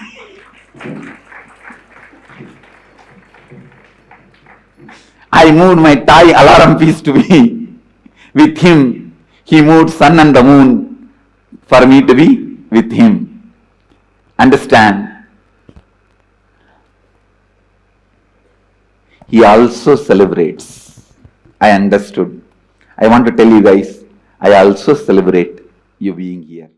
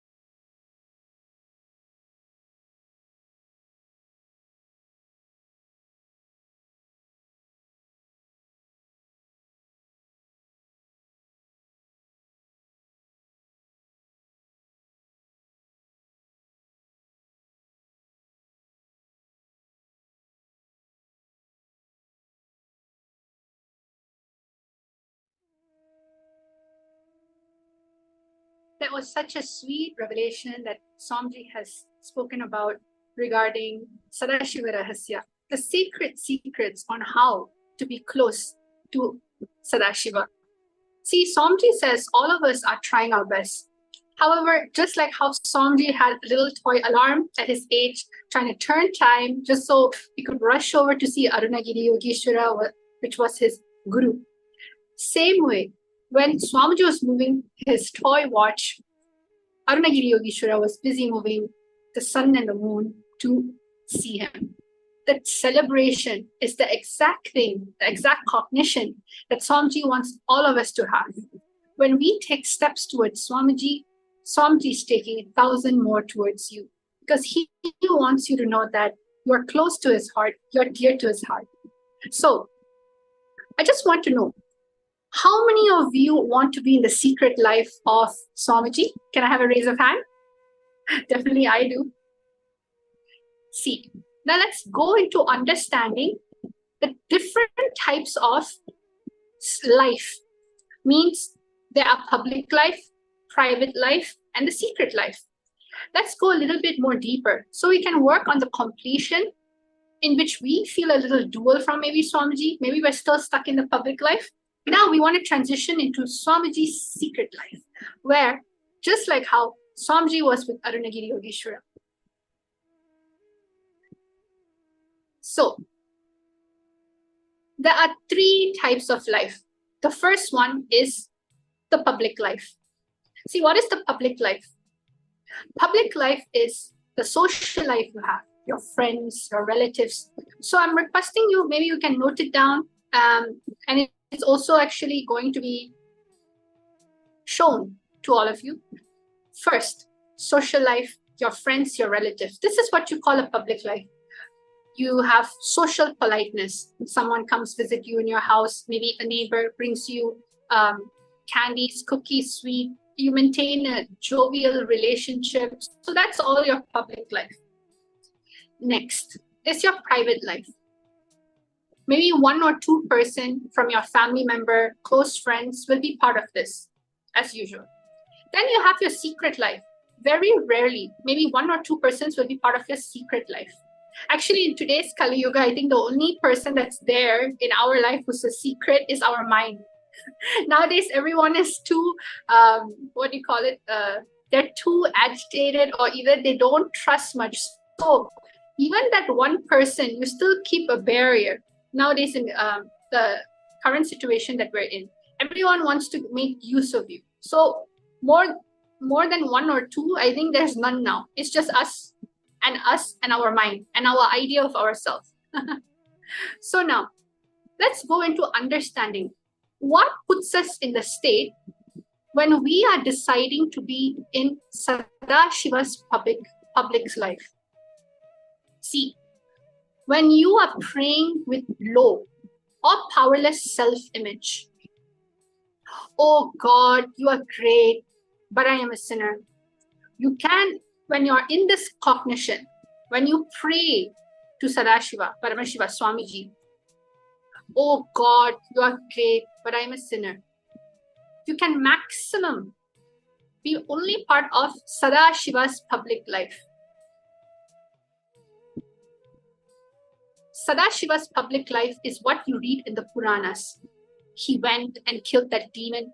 He went and blessed that devotee, all of that. These are what you call Sadashiva's public life, the hero component of Paramashiva. Number 2, Sadashiva's private life, a little bit more deeper. When you start connecting to Sadashiva, Swamiji, from the right inner image, when you declare Shivoham, I am Sadashiva, you enter into his private life.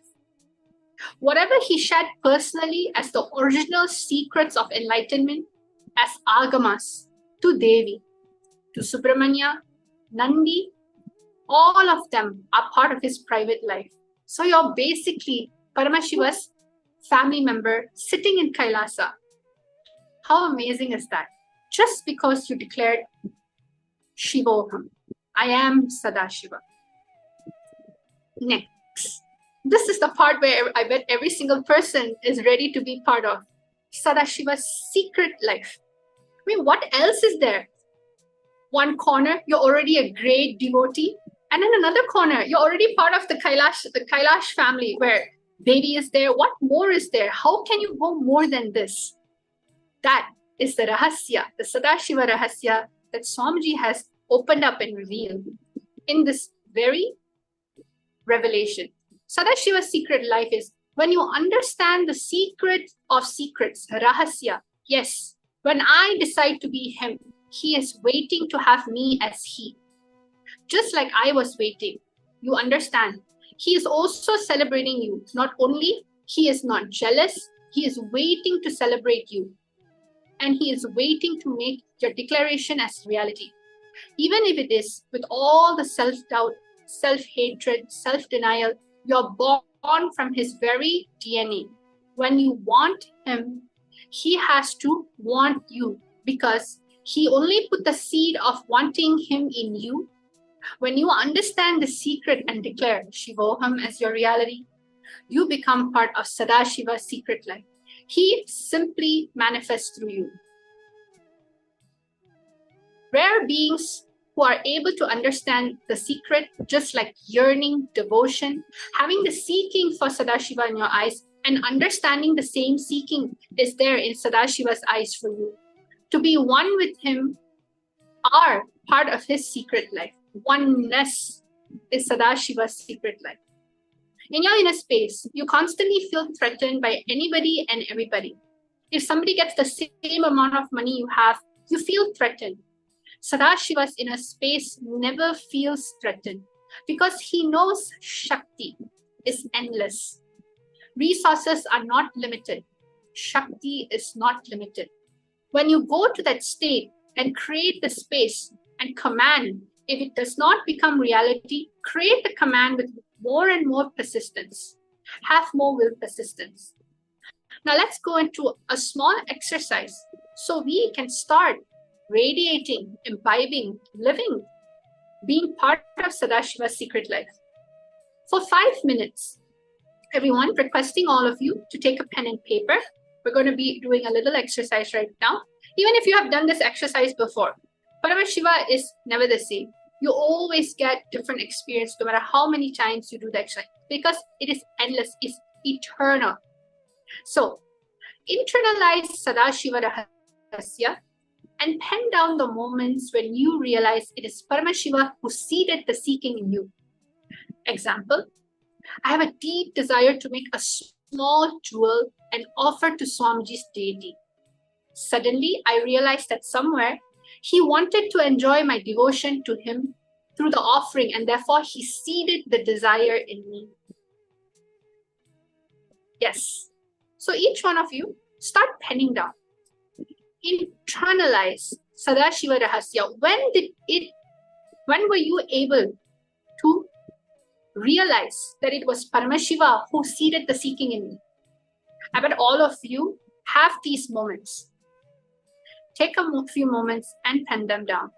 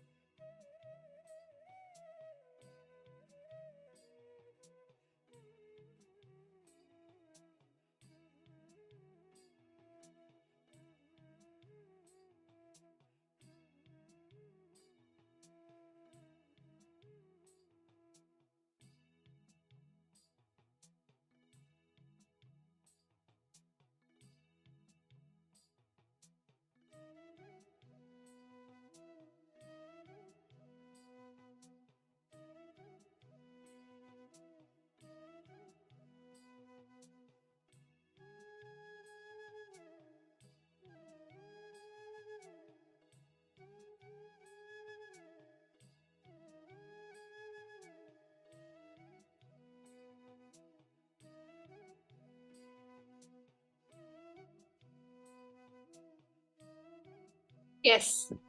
So you can start typing out and sharing. When were the moments you were able to recognize you yourself are in oneness with Paramashiva? When you yourself are in oneness with Swamiji? Remember, declaring, radiating, manifesting Shivoham. You do not need any special skill. It just needs your decision. That is why in the next session, we are entering into the power manifestation. This will persistence, this will manifest from the third eye. The third eye is one of the most sacred secrets, the ultimate feeling connection in which you can express in the form of oneness with Sadashiva. So now let's continue and go into your power manifestation. Earlier, you were having exercises of scanning information, data. So now we're going to be doing something new. We're going to be doing GPS. You're going to download GPS in the form of the power of length. So this is what you're going to be doing. Whenever you want to go somewhere, most of the time you see, like for instance, when you order a Uber, nowadays Uber is really famous, right? You order an Uber. So what happens? they'll send you a notification showing where the taxi is and the location of your house. How many minutes will it take from the location in which the taxi is currently in and to the location in which you are in? Sometimes they will also highlight the route, right? You remember always in the GPS, whenever you want to go to a particular point, it will highlight the whole route either in blue or either in green or either in yellow or gold or whatever it may be, depending on the country that you're from. But basically, that whole design, the line gets shown, right? So the same way in the length dimension power, you have to visualize the map. When you visualize this map, you just need to go into oneness. You don't need to be like, how can I visualize such a huge country? How is that even possible? Power manifestation is all about oneness with Paramashiva. When you are in oneness with Paramashiva, you will not have doubt because you only have doubt with yourself. But you should avoid having doubt with the way Paramashiva is manifesting inside of you. When he clearly shows you, you will see only amazement will happen. Be like, wow, I'm in oneness with Swamiji. Only that space will happen inside of you. You will not doubt it. Just like how you have your two eyes open. When you have your two eyes open, do you doubt what is in front of you? No. So just like that, when you're manifesting third eye, it is a clear sign. It's a very clear indicator when Swamiji is manifesting through your third eye. So now let's get ready. I'm going to be projecting a new place. You're going to be seeing these two places. And what you're going to be drawing is that, see, first you have to write point A, then point B. Point A to point B. When you see through your third eye, what is the design? Just like how in Uber or any type of taxi app, or whenever you're using your own regular Google Drive, Google Maps, it'll clearly show you that lines. So same way, draw that line out. This is the first step. You can even see the kilometers. You can also see the minutes. All this will start getting revealed when you go into oneness with Paramashiva. Like for instance, I'll just share you a little experience with me. I was actually in a location and I was completely new to that place. Completely new, don't even know. I knew how I came out because I had to go to the store, but I forgot completely how to get back. And at that time, for some reason, even internet decided to go against me. I was like, oh my God, how do I do this? How do I remember where I need to go back?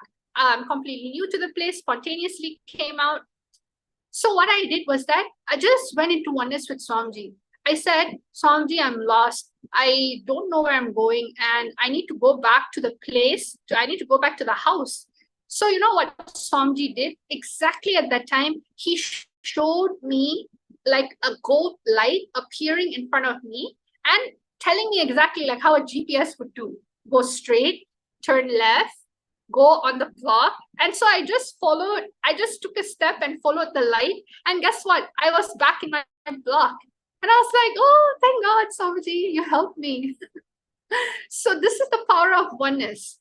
So same in length dimension. It's not about getting lost also. This power works wonderfully.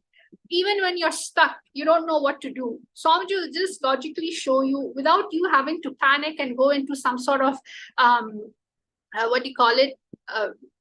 a state of panic, basically, feeling insecure, that life is not going to be there. So now I'm requesting that all of us get a pen and paper, make sure it's clear, make sure you have a dark pencil. I'm going to start showing you these two places.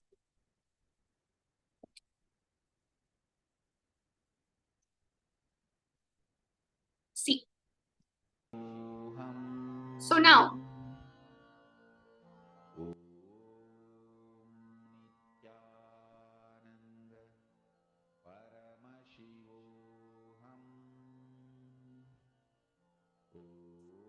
in this level, we are going to be manifesting the ability to draw the precise location map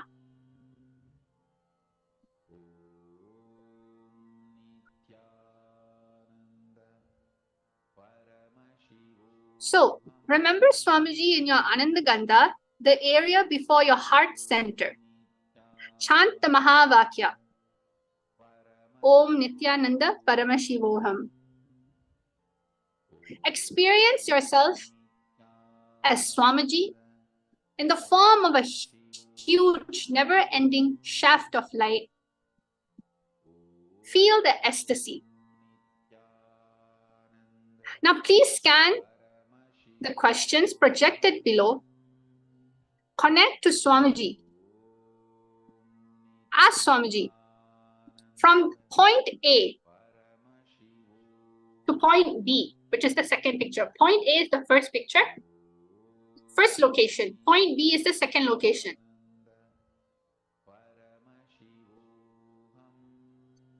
You're going to ask Swamiji, how does this look like in the form of a GPS?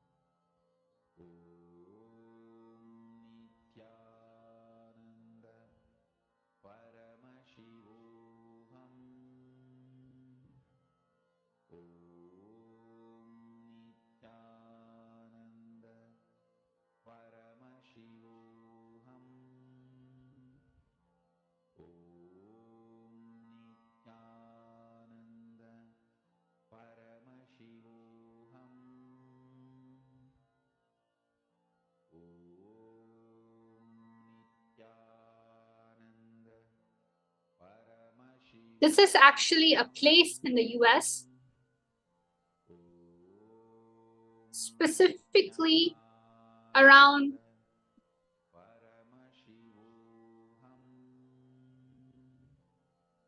Missouri. So now, let's see what the third eye has revealed.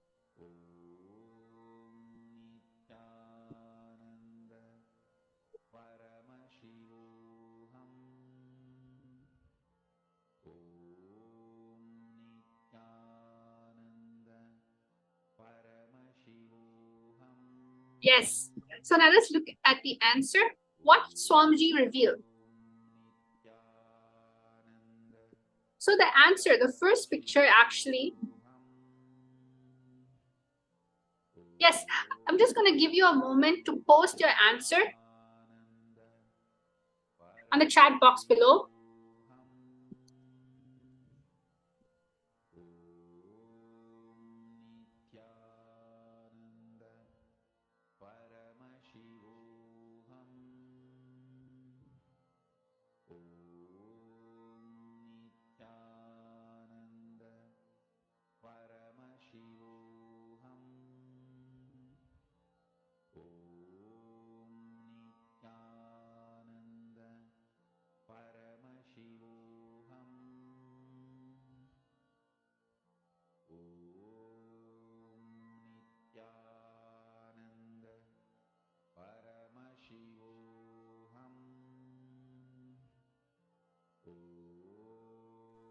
Right. So now we're going to be looking into the actual answer.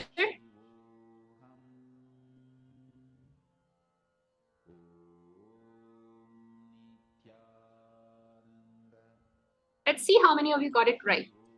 Yes, as you can see, picture A is actually Arabia Steamboat Museum and the route.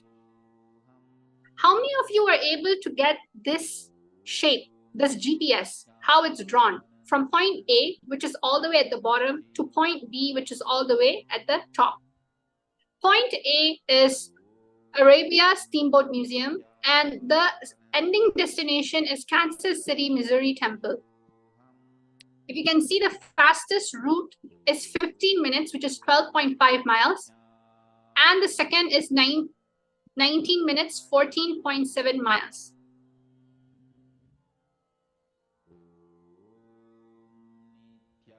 Yes, let's see more information. Even the power of length dimension will not be only drawing the actual GPS out, but the details of it. For instance, as you can see over here, get on I-35N or I-70. All of this is the address, the basic location of the street. Then this is going to be around 6 minutes. 6 miles, sorry, 2 minutes, 6 miles, then 0.6 miles. Then you continue on to Chote Township. Then you continue on to N.E. Shoal Creek Parkway to your destination. And that's how you reach Kansas City, Missouri Temple. So this is how the third eye will reveal information in the length dimension to you. It will be very factual, and not only factual, but extremely detailed. It will tell you exactly how Google will tell you. Now let's go on to the next round. Same way, we're going to do the same thing. We're going to show you two pictures. In these two pictures, we are going to be manifesting the ability to draw the precise location again. Now, everyone with your head, neck, and spine in a straight line, sit. Remember Swamiji in your Anandagandha, the area below your heart center and above the navel center. Below your heart center and the navel center. Chant the Mahavakya, Om Nithyananda Paramashivoham. This is one of the most powerful passwords that instantly gets you into oneness. Experience yourself as Swamiji in the form of a huge, never-ending shaft of light. Feel the ecstasy. And start scanning the two locations below. Whatever that is revealed in your third eye, pen them down.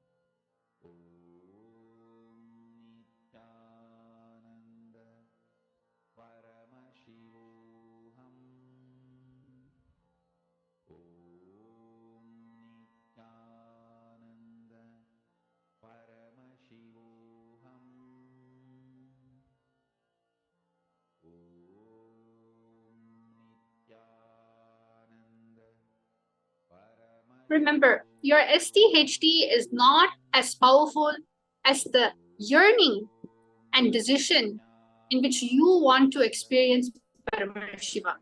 When you decide to say, I am you, I am in oneness with you, despite all my STHD, you will simply see Swamiji just manifesting through your third eye.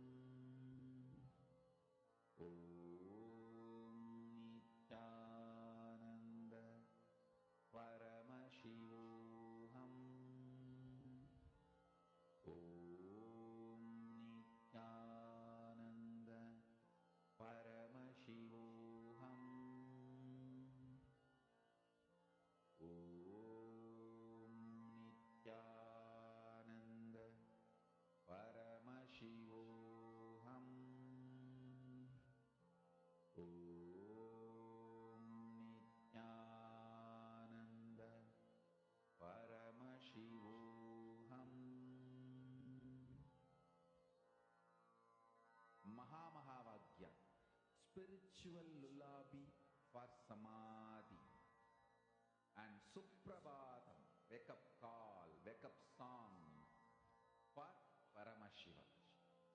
This Mahamahavaagya is spiritual lullaby for you to fall into samadhi. Suprabhatam, wake up song for Paramashiva to wake up in you. Just remember this one powerful cognition. This Mahamahavaagya puts me in samadhi. This is spiritual lullaby for samadhi, and Suprabhatam, wake up song for Paramashiva in me, for Paramashiva to manifest. With this one spiritual powerful cognition. So now let's take a moment to start writing down the answer. Whatever Swamiji has revealed in the third eye for you.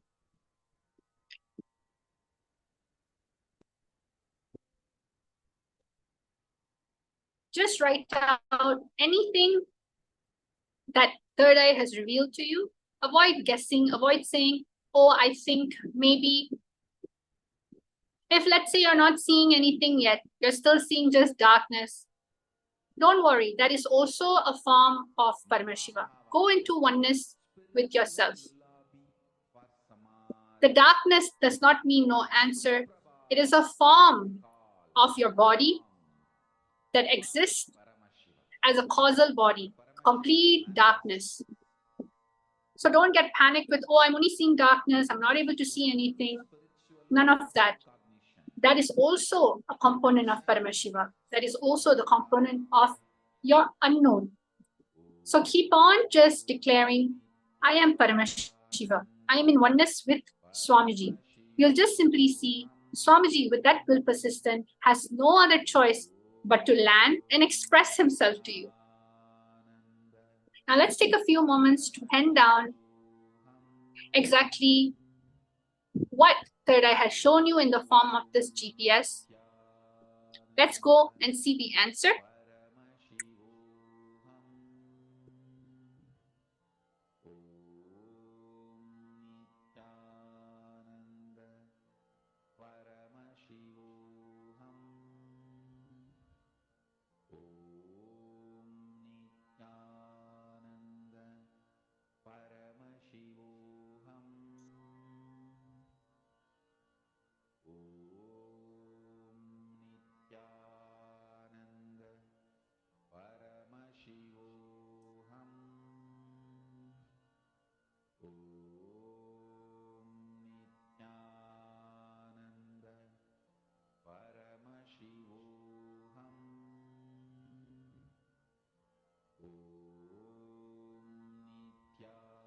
Yes, so now we can see this answer.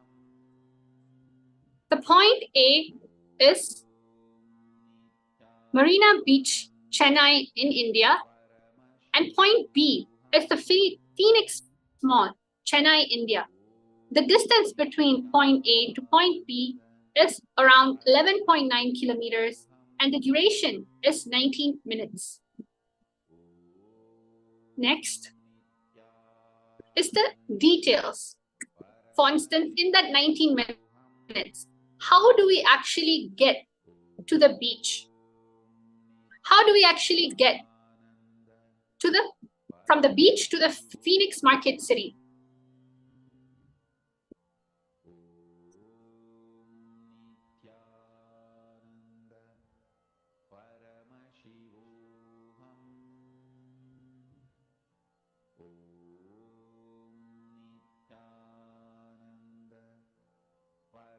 As you can see, 55 seconds, 170 meters, head south on Marina Beach Road towards Loop Road.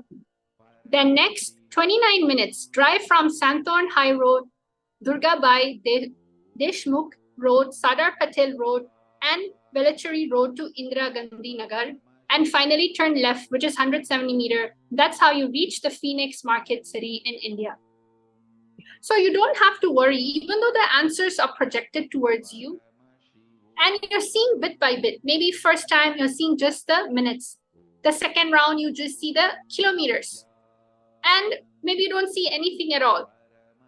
You don't need to worry. You don't need to feel like nothing is happening. And people who manifested, that is great. Give yourself a round of applause in manifesting Swamiji in your intense oneness space. You see, whether we manifest or not manifest, the joy comes from the oneness in which we hold when we want to experience Swamiji. Don't go into any SDHD. Don't go into any type of reactionary conclusion saying power manifestation is avoiding to be for you.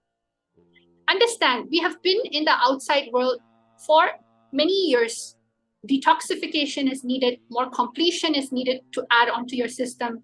And you'll just see this ecosystem, this beautiful ecosystem that Swamiji has always made available in the form of Paramashivoham program and much more is going to support you and the experience you have in the form of oneness with Swamiji.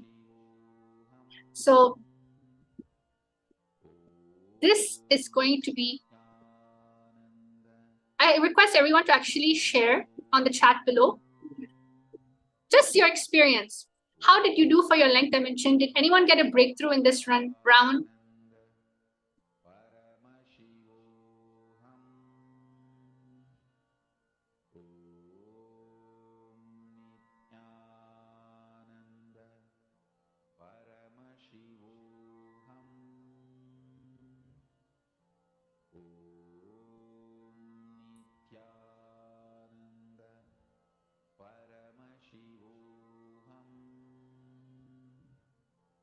Right. So now we're going to be entering into the next session, a very powerful session, a session in which all of us needed so that we can experience complete completion with our ancestors. The next session is on Maheshwara Puja. Now let us see what's the importance of Maheshwara Puja and why each and every single being should know about this. Let's see what Swamiji has to say.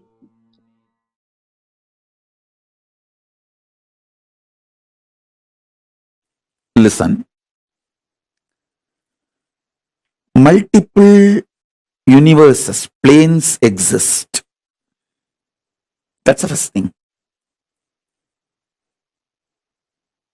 Pitruloka is true. When you leave the physical body, you carry your Karana Sarira, the causal body, your deep-rooted patterns, and reach the Pitruloka and live. I am not lying to you when I say, if your generations give you the Shraddha and Pinda only, you will be happy and have a social respect. Pitruloka exists. It is true. You are not accidental. Evolution of some biological permutation combination, good or bad, right or wrong? No. You are a conscious manifestation to celebrate, live your existence on this plane and in higher planes, vertical time zones.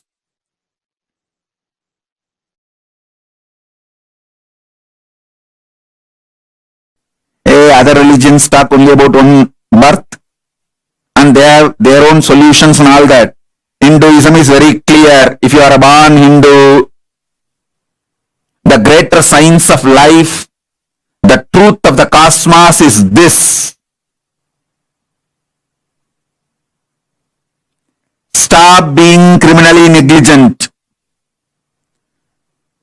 Learn to keep your next 7 generation Hindus and living, practicing Hindus. They should give proper Shraddha, Pindadarpana to you. Only then you are going to be in peace in the Pitruloka.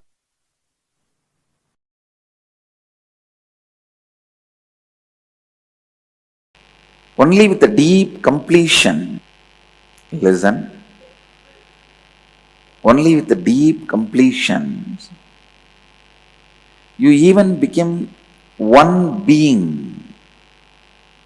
Without completion, you can't even be one being. Please listen. Please come to the space of listening.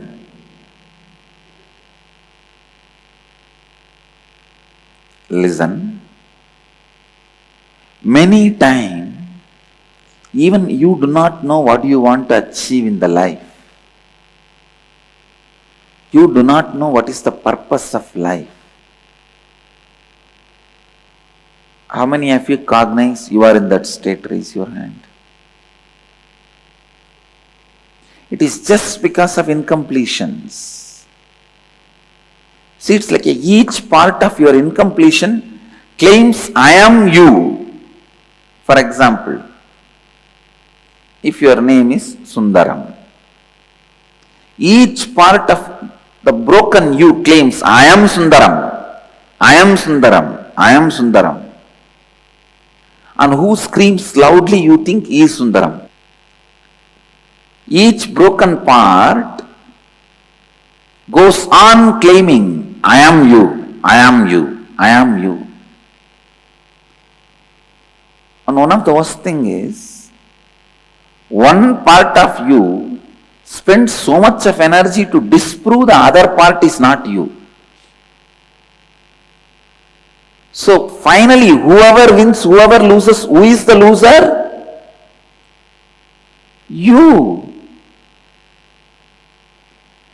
One part of you winning is not you winning. Even if one part of you wins, you are the loser. Unless your whole wins, you are a loser. Unless you heal yourself and bring yourself to completion, please listen. Nirahara Samyama. All great spiritual practices, spiritual process, everything,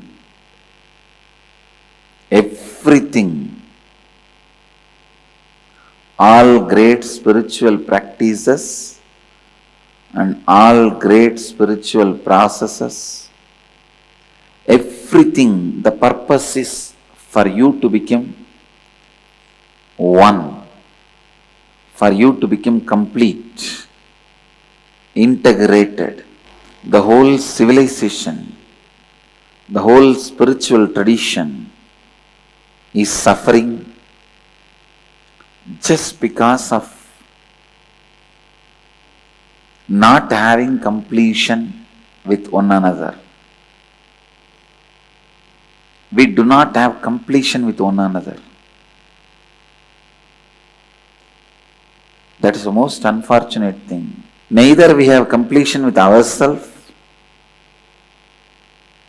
nor we have completion with one another. The broken parts of us goes on abusing one another. In those days, fortunately, in Gurukul itself, the science of completion is taught. Kids grow as a complete being. But there is one unfortunate thing. We put all the eggs in one basket. Means all the best things, we put it in one thing, that is Gurukul. So when the enemies attacked the Gurukul, and when the enemies destroyed the Gurukul system, the whole thing got destroyed. The whole thing disappeared. In a way, the good thing is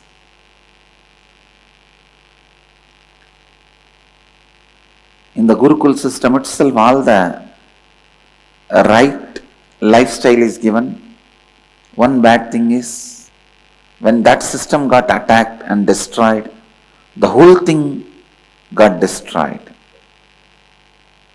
The one and only way we can revive, bring the science of completion to everyone. Let the science of completion be brought to the mass. Understand? Whether he is a construction worker working for daily wages, or the IT engineer, or the lawyers, doctors, whatever may be, when you bring completion, so much happens to your system. To tell you honestly,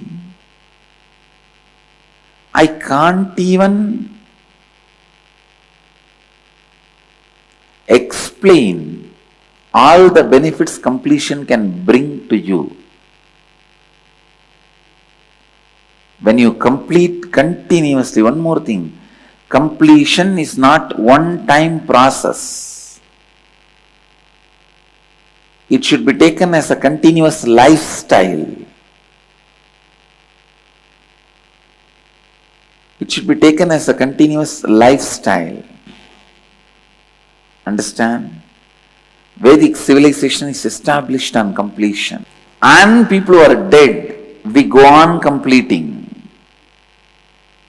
Shraddha is nothing but completing with the people who are dead, diseased. Every step in our life, we go on complete. That is why we do Maheshwara Puja, to complete with all the departed souls. Maheshwara Puja was done in the Vedic civilization, where enlightened masters and incarnations complete with the departed souls. In Vedic tradition, everything is dependent on completion. Only if you start living completion, you will understand the quality of life. I tell you,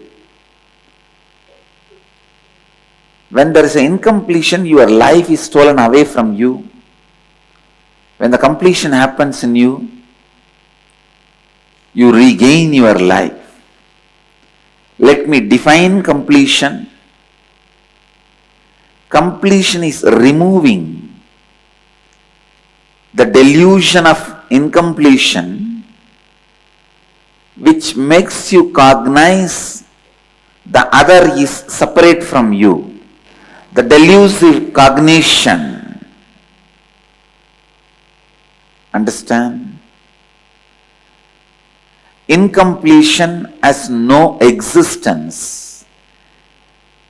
It is only a delusive cognition. Incompletion is the delusive cognition that stands between you and the whole.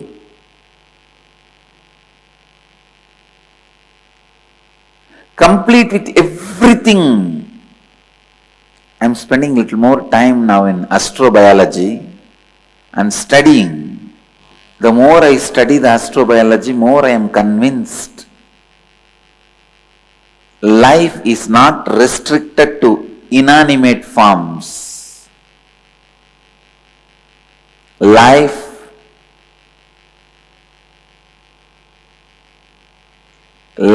is happening in everything. Maybe in a frequency where it is not realized, recognized by you.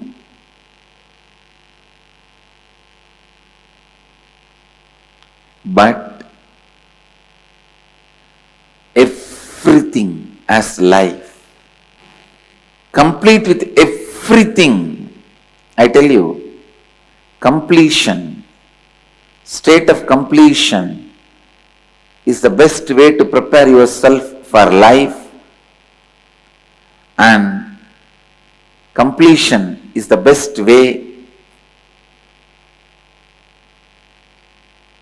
to prepare for death. Just the completion. I tell you, with the process of completion, you can cure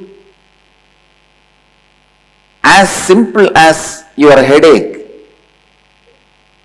You can achieve relief from the headache.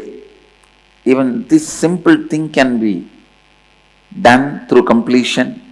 Please understand, I am talking with responsibility that I am on national channel now and international channel. Please listen. Come to the space of listening. Completion can help you to achieve extraordinary mystical powers. I am not promoting any superstitiousness. I am not promoting any superstition. When you complete with everything, with animate, inanimate, with everything, you will experience the space of non-duality, Advaita, the space of oneness. If you want to celebrate, start with completion. See, relationships are nothing but your own extensions. Relationships are not outside. They are just your own extensions. The you extended outside you is your relationships. You will learn to complete the incomplete you present in the other. Completion. Completing with every relationship you have in the life. Please understand. Completion does not mean only completing with your wife, husband, friend, family. Everything which is in your life. The trees, pets, furnitures you use. You think, furnitures I use, they're all dead. How can I complete with them? See, complete and see. Then you will understand how you feel about them and they feel about you. With everything you can complete. When you experience being one with that, completion with the tree, animal, plant, everything happens.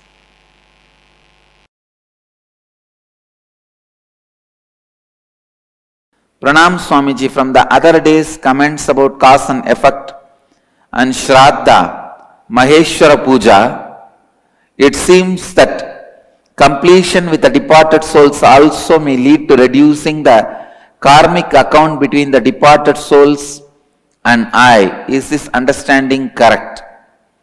I'll say your understanding is correct, but I would like to add some more things to your understanding.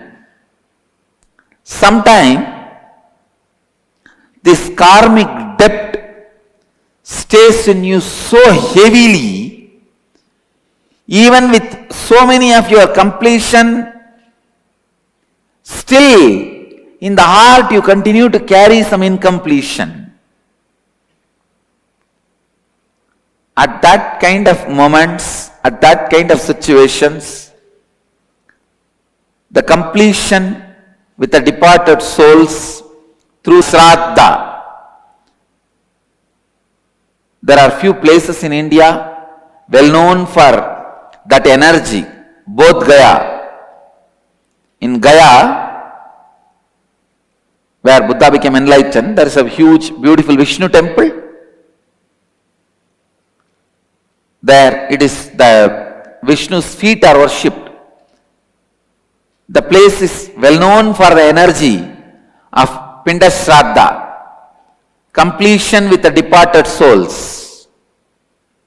And Badri, in Badrigashram when you do Shraddha, Brahma himself receives in his Kapala.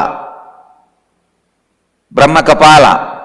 Kala Bhairava himself receives having Brahma Kapala. Please understand, when you give in Badrigashram, Kala Bhairava holding Brahma's skull receives the Pinda and offers it to Vishnu, where all the three are connected. So in Badrigashram or Gaya, both Gaya, or in Manasarovar, these are the places you can offer the Shraddha. Please understand, it really does the completion in the level of biomemory. In the level of biomemory. Take enough time, do completion with them and offer the Shraddha. It does completion in the level of biomemory itself. So, I'll sincerely encourage every human being to do completion with the departed souls,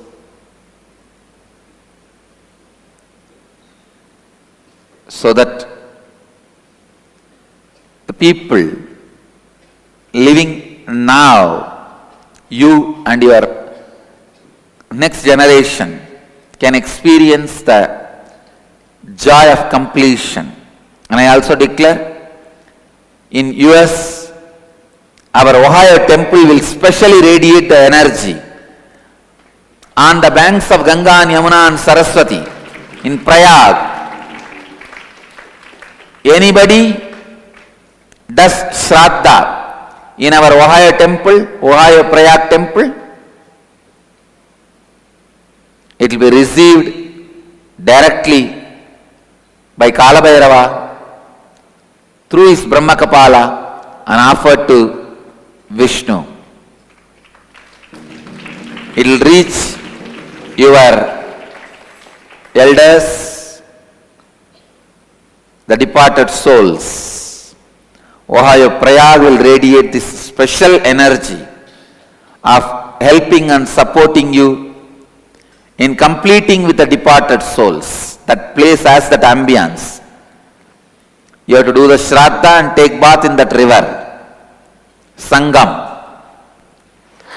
The next question is from Inner Awakening ID number 284, Brendan, who's asking, if we are all cleansed of all karma, does this mean that when we do something that causes karma, do the consequences come much sooner, if not instantly? In a normal situation, what makes instant karma happen? Why does certain karma carry over for long period of time? Let me read the question bit by bit. If we are cleansed of all karma, does this mean that when we do something that causes karma? Listen. Once you do completion, your actions does not produce any more karma. Karma is nothing but the actions out of incompletion leads to more incompletion. For example, if you eat ice cream out of incompletion, that becomes a deeper pattern. But after you do completion, the same ice cream will not become a big pattern in you.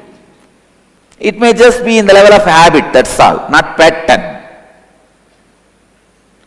Casual habit, not pattern. Understand, the more completion space you carry, less impact you create as karma. For example, out of incompletion, deep greed, when you take ice cream, the pattern you create is like a carving on the stone, which will stay forever. Out of completion, you complete with that pattern. Why you start this ice cream pattern? Maybe just to tell your friends you are rich, richer than others. So you buy the big ice cream, before you eat, show it to everybody, by the time it melts away. You would have done something like that. That is, from there only the pattern would have started. After you complete, even if you eat the same ice cream, the pattern you create will be like a writing on the water. It won't even stay for few seconds. And one more thing you need to know, when you are in completion, if you do any karma, the consequences will not be coming much sooner. There won't be any consequences. There will not be any consequences. But the space you carry will have consequences. That will happen immediately. Immediately it will happen. Instantly it will happen. So, this instant karma is nothing but the space you carry after the completion. It is just because of the incompletions you carry. The more incompletions you carry, karmas reside in you, and you carry it over for a long period. Listen, carrying it over for a long period does not mean the effect comes very late. No, effect is continuously coming. Continuously suffering. So, the instant karma, effect of karma, everything is based on the space you carry. The space you carry.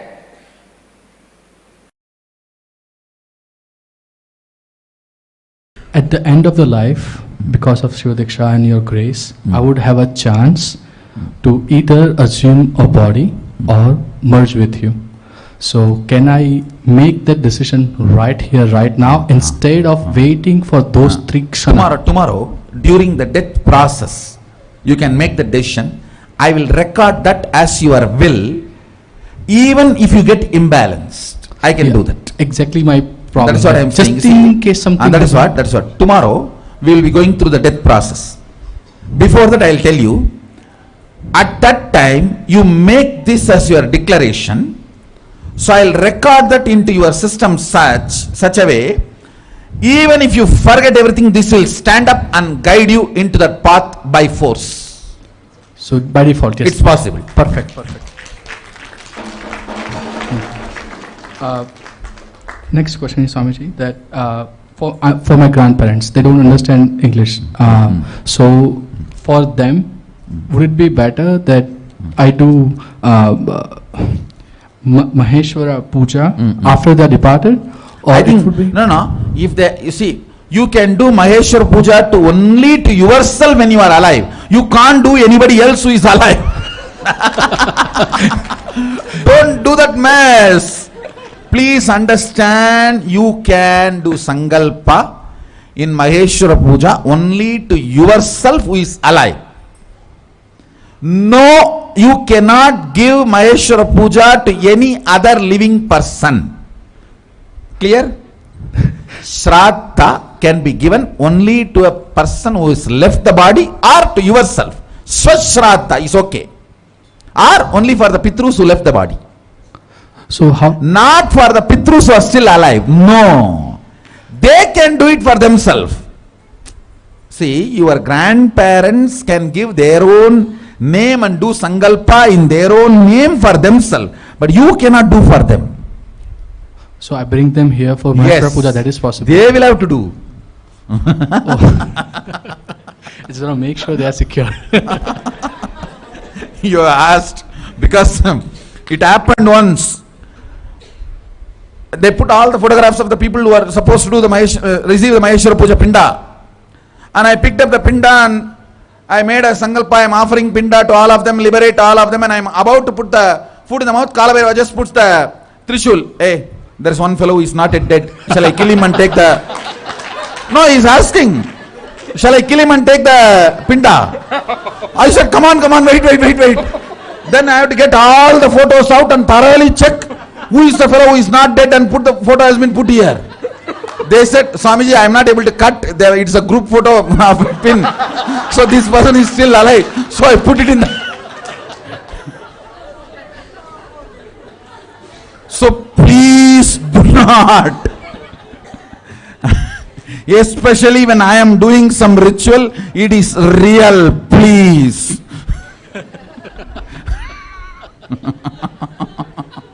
No, it really happened. It really happened and then I have to tell Kalabhaiva, wait. It is mistake.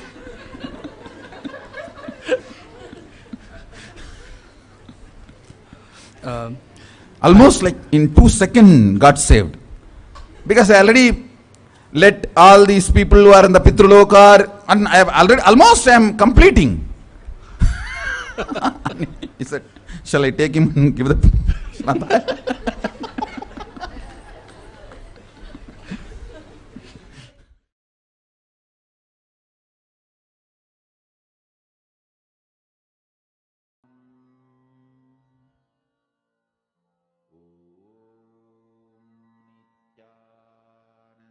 Paramashivoham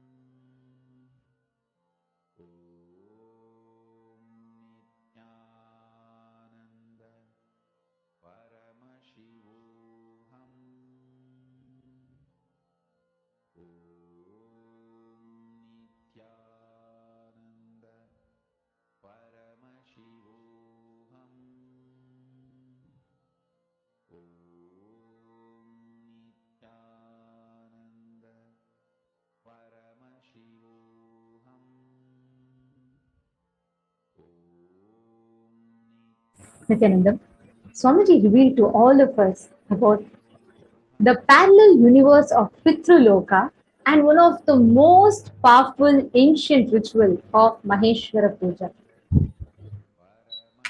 This is one of the most powerful, ancient, one of the oldest rituals of Hinduism and one of the most advanced and one of the most successful rituals of Hinduism.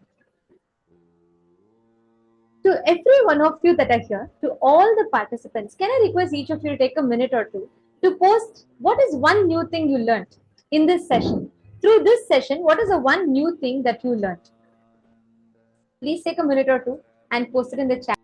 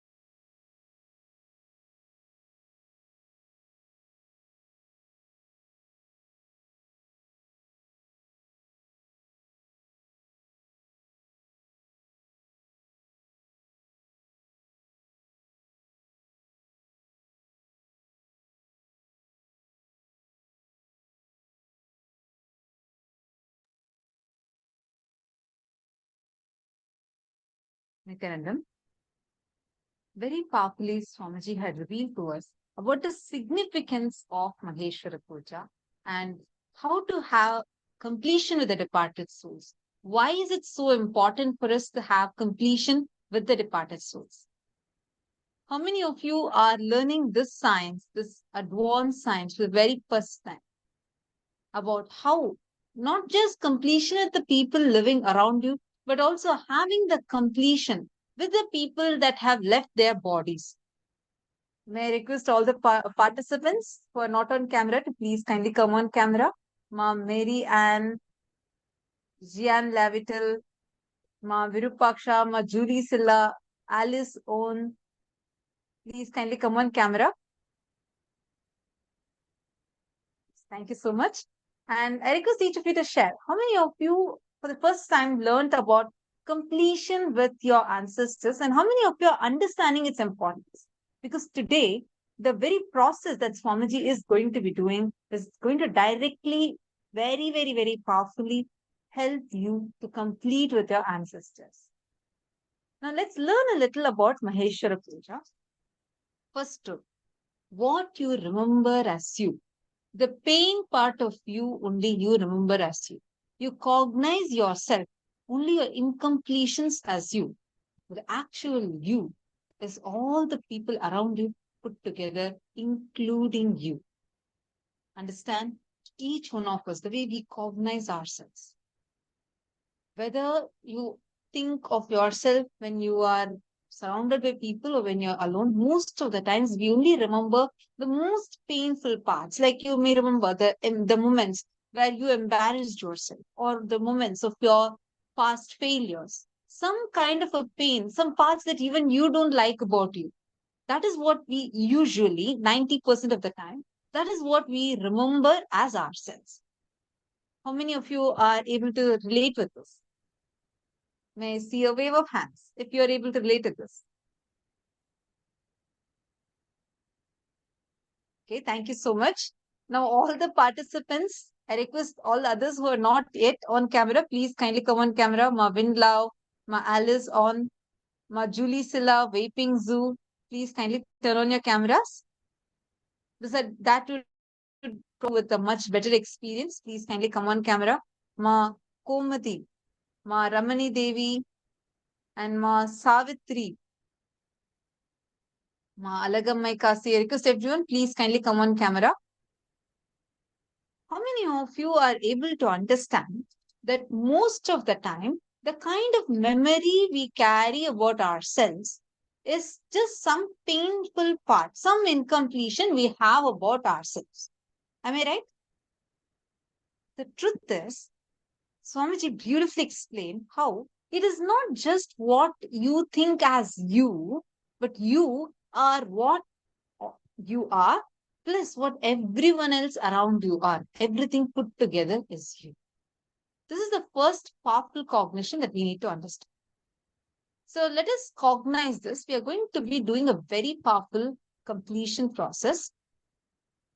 Take a moment and make a list of things or situations where we have avoided, or we have avoided certain behaviors, or we resisted certain behaviors from others.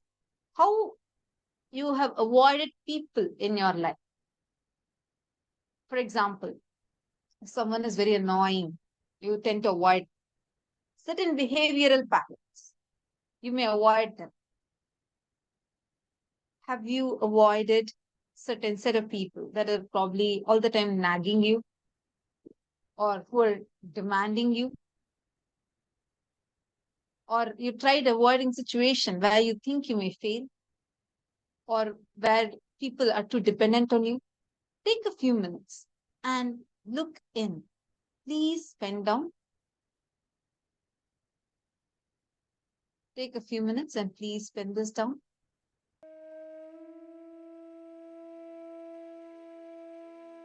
How many such situations are you able to? 「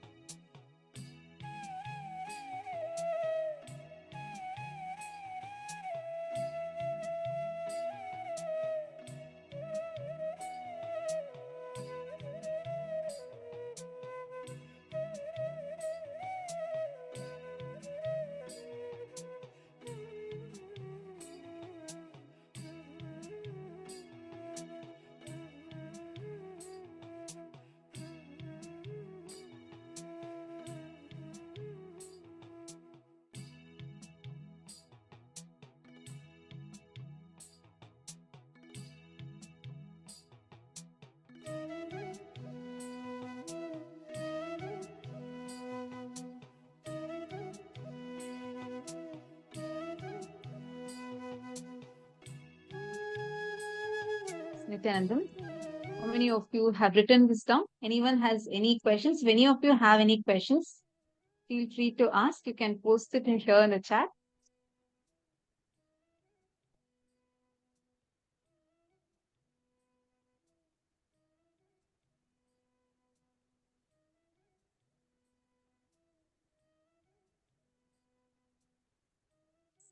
Now, let's go to the step number 2. Write down the list of situations which has happened again and again. And what are the things in those situations you have resisted again and again? And you're going to write down the people with whom you have had problems, the characteristics of those people whom you have resisted again and again. And what is the perception inside of you that made you see all of them in the same? Take a few minutes and please pen this down. If any of you have any questions, you can post it here in the chat.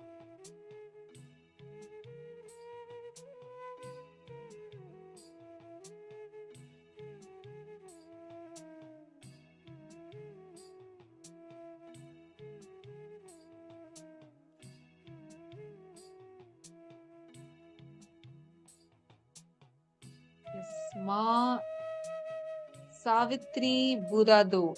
I saw your message, Ma. See, Ma Savitri, may I request if you could please kindly come on camera, Ma.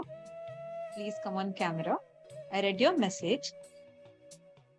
Now, go back in that situation. Let's take that situation itself, what you have written itself, and let's analyze that deeply. Which place are you from? Nithyananda, Ma Savitri, nice to see you. Which place are you from? Sorry, I may not be able to hear you. I request if you could please type it. See, I understand the situation you have written. So you're saying that even though you are the youngest of the 3 sisters, and both your elder sisters were together always, and you felt left out and rejected. So now you want to work on this path, right? So now analyze this itself, and you're going to see you have written down this 1. Now let us work out this step 2, 3, 4, and 5. Write down the list of situations. Like for example, they were in the same class. You were not in that class. So you felt rejected. Like this, write down a few situations. And in those situations, what did you resist again and again? For example, did you resist that feeling that comes saying where you felt like, your sisters are not there with you? Like that, write down. What is it that you kept resisting again and again? Once you finish these 2 steps, I request you to first finish step 2 and step 3, then I'll explain how you can write a step 4 and step 5. Please take a few minutes and write down. Are all of you able to clearly understand? I'm going to repeat again. See, now let us take Ma Savitri, the situation you have written down. So the situation you have written down is how you felt very rejected because your 2 elder siblings, both your elder sisters, were always together and you were not there. Now you're going to analyze this more deep. This kind of situation that keeps repeating. Please pen down some situations where all you felt this pattern, like where all you felt this rejection. It might have been when you were in your class. It might have been even when your sisters were talking amongst themselves. They didn't let you to involve in that, or they had their own friend circle and you were not part of it. Whatever situations you are remembering, please pen them down. Like this, I request all of you to analyze and write. How many of you are able to understand it? If you have understood the step, may I have a thumbs up from everyone, please? And once you start writing, you will see that more and more thought currents come up. You will see more and more deeper incompletions will surface up. So write it. But at least spend time. Now, in the interest of time, let us at least take one thought current to a completion. And as more and more keeps coming, you can write and make completion a practice every day.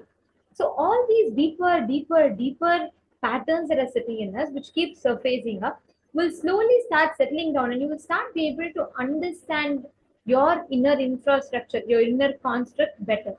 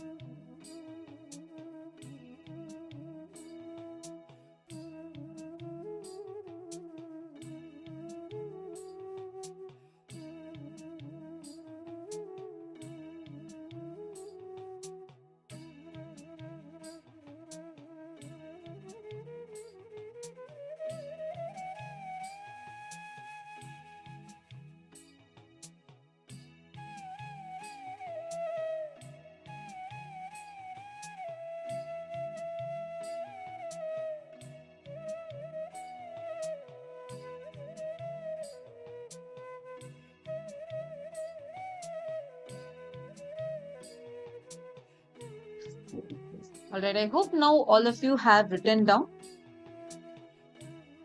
Hope all of you have finished writing. Now, the step 2 and step 3, once you have completed, please put yes in the chat. Write down a list of people with whom you have had the same problem. Like you will see, like for example, Ma Savitri, I'm going to just take your as an example. Okay, I've written the day they got married on the same day. I felt rejected and left alone at home with my parents. Okay, so now you see that in every situation, you're saying you have been left alone, you have listed the situations. Now, can you see like this?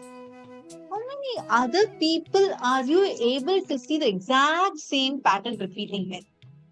For example, maybe in your home, your sisters were giving you that feeling. In your office, probably your colleague is giving you the same feeling. Like this, can you look into various different people that are there in your lives? And who all are giving you this feeling? How many of you are following this? If you are writing the exercise now, please raise your hands. Who all are understanding the exercise? Please follow along because it's an important one. Thank you so much. Thank you. So let us now write this down in detail.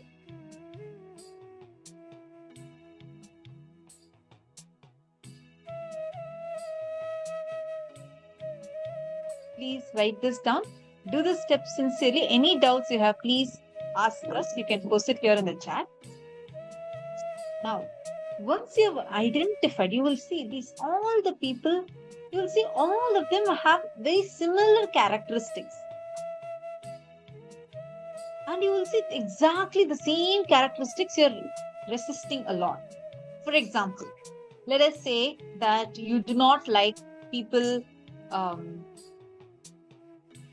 trying to ask you things, or you don't like people being dependent on you. If you see, when from your young age or from the time you develop this pattern, the same type of people and the same characteristics is what you will be resisting. Look in. What perception inside of you made you see all of them in the same way? Take a few minutes.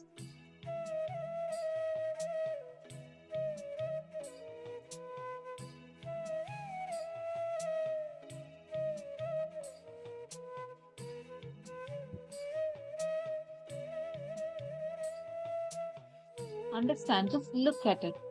If these people were not in your life, will you even be aware of these problems? Because it is not what is caused from outside to inside. The feeling, for example, Ma Savitri, in your situation, the feeling of being left out is a feeling you're carrying not because of all these external situations. A simple example. Let us say that I get a pus wound here. And without healing it, I try to cover up with a cloth. Every time someone even touches that cloth, what will happen to me? It's going to pain, right? Same way, because we are already holding these wounds inside us. Because there is already from the past, we are carrying the incompletions inside us. We are carrying these as wounds inside us, which is the reason why we are projecting the same thing to the people outside. You see, in all the people you have listed, exact same characteristics only you are resisting. How come the same people are well with the others but not with you? It is because of the wound that you are having. Every time you constantly complain, oh, this person is hurting, that person is hurting. And if you observe, you are only hurt only whenever they are touching you here. Why? If you open your cloth and see, probably under it you have a pus wound, which you have been covering up for last so many years now from you itself. And that wound has become so deep, it is hurting you every single time, even if someone just brushes aside. This is the problem that we all are having in our lives. Now, the first step you need to do is look in. Understand you are the source of these problems. Now, Ma Savitri, in the situation that you have listed, look in. Okay, Ma Savitri has posted, yes, I had the same problem with my colleagues at work. Good that you're able to recognize and see it. So now do you understand? It is not really what your sisters did to you, but because something in you is feeling hurt. If someone comes and touches this hand, I may not feel hurt, but if I had a pus wound here, if someone comes and touches me here, I'm definitely going to feel hurt. Same way, because there is a wound that's already existing in you, it is creating a hurt inside you. It is creating a wound inside of you, which is what is making you feel that you have been left out. Are you understanding so far? How many of you are able to catch that it is you who is projecting it on others? If you're able to catch it, please put yes in the chat. See, factually, even factually, let us say that someone actually did that against you, purposefully they did that against you, they conspired and did that against you. Even if that was a situation, whether you are going to be affected, feeling hurt by it or not, is dependent on you. It is not the external situations, but it is you who is the source of all of this. Mananda Agora Shakti has posted, I had the same experience in my old job. I just felt very isolated at the same time. I also felt they were very unfriendly and snobbish. Okay, Ma Ananda Agora Shiva Shakti. Now look in from where it started. Ma Ananda Agorini, sorry. Look in which situation this started from. What are the type of people you experience this? I remember very clearly many times when I had, when first time I did this completion, I saw that the type of people I'm projecting the same set of patterns was how I experienced my math teacher when I was just 5-6 years old.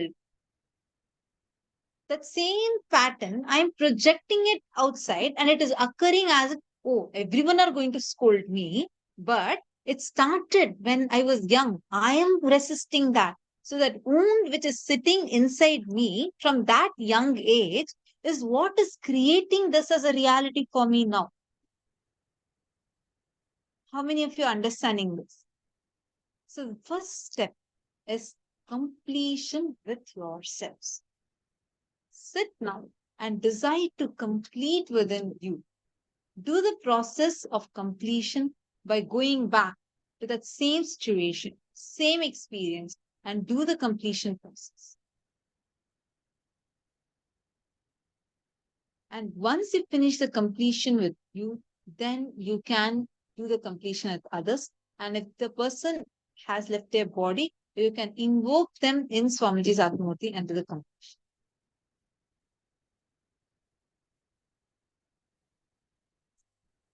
Now, let us understand, let us take a few minutes and we are going to be understanding about the session we just had on Maheshwara Puja. Maheshwara Puja is a very, very, very powerful process. It's an extremely powerful process for a very powerful completion with the departed souls. The tradition says, Brahma Kapala in Badri, Kalabhairava's body in Varanasi, and Vishnu's Padaka in Gaya, to any one of them, if you can offer the Pinda Tarpana, which is cooked rice balls, offered in a very ritualistic manner for the departed souls. It's a Hindu ritual that we have. It will directly reach the elders. It will reach the ancestors. And Avatar has all these three in him. Brahma Kapala, Kalabhairava's body, and Vishnu's feet. That is why in Maheshwara Puja, you will hear the chanting where it says, Brahma Kapala, Vishnu Pada, Kalabhairava Vapuswarupa, which means all these three are present in the avatar.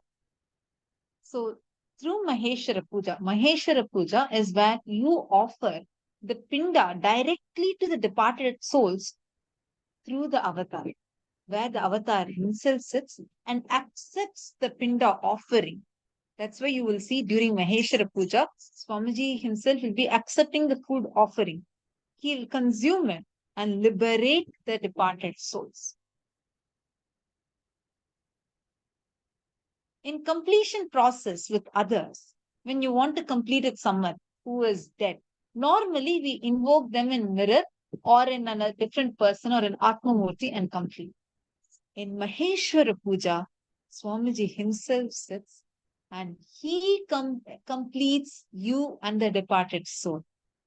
That is why it's so powerful. Like just 2 seasons back, also a person was sharing how her father, when she was young, she had lost her father. But she had so much of incompletion of the component of father. And just this process completed her so intensely. We have heard so many different people's testimonies, how just offering of Maheshwara Puja, how the completion happens.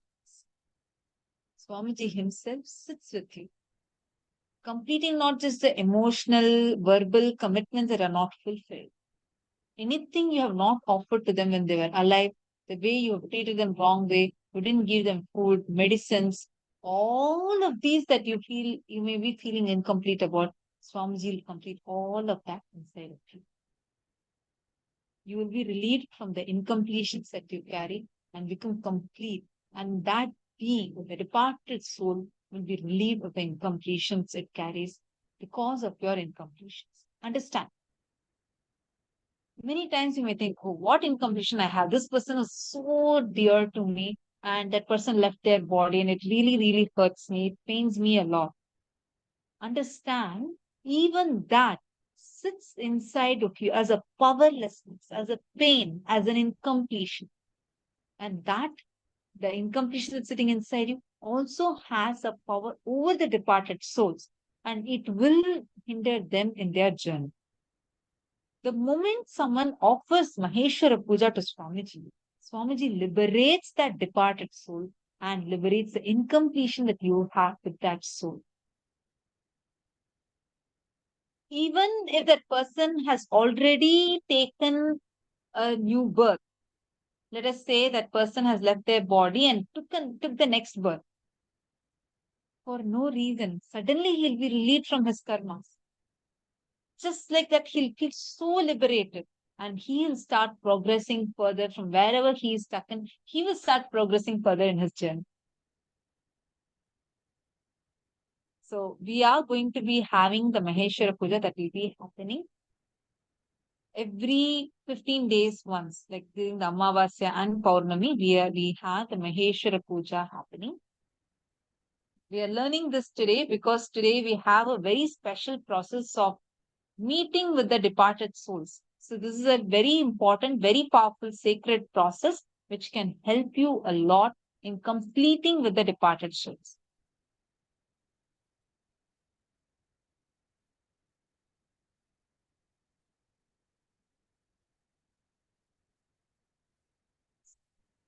Now there are some frequently asked questions about Maheshwara Puja. The first one is, can Maheshwara Puja help the soul which has committed suicide? Understand? Suicide is the worst form of death. Once a soul commits suicide, it has to stay in that terrorized lounge till the natural death period happens. This is in Sanatana Hindu Dharma. In Hinduism, suicide is banned. Atmahatya is banned. You're not allowed, nobody is allowed to commit suicide, and anyone that commits suicide will be staying in a terrorized lounge. That whole waiting period will be the worst suffering that the soul can go through. When you offer Maheshwara Puja to the soul that has left their body due to committing suicide, that soul will be relieved from that pain and that torture, and it will help relax that soul. And no matter how many births the person would have taken after leaving the body, and no matter if the person has met the master or not in his life, the master, the avatar, has the power to intervene and make his presence available in the departed soul's life and lead to enlightenment. So understand, this is the best gift that you can give to that person. It might be your grandmother, grandfather, parents, or your children, anyone who due to various reasons has left their body, whether it was through suicide or accident or natural death, through any forms, you can offer Maheshwara Puja to them. And what you need for offering the Maheshwara Puja, you just need a picture of the person and the astrological chart of that person. And this is an important thing. Do not give the pictures of the people who are still alive. You should not be giving the group pictures or anything. Even for today's process, you have to only keep the picture of the person, the ancestor who has left their body, meaning the person who has left their body, the departed soul, only their picture you can keep. And Maheshwara Puja can also be offered to your pet animals. So anyone, any being you would like to give them the experience of completion, you would like to be complete with.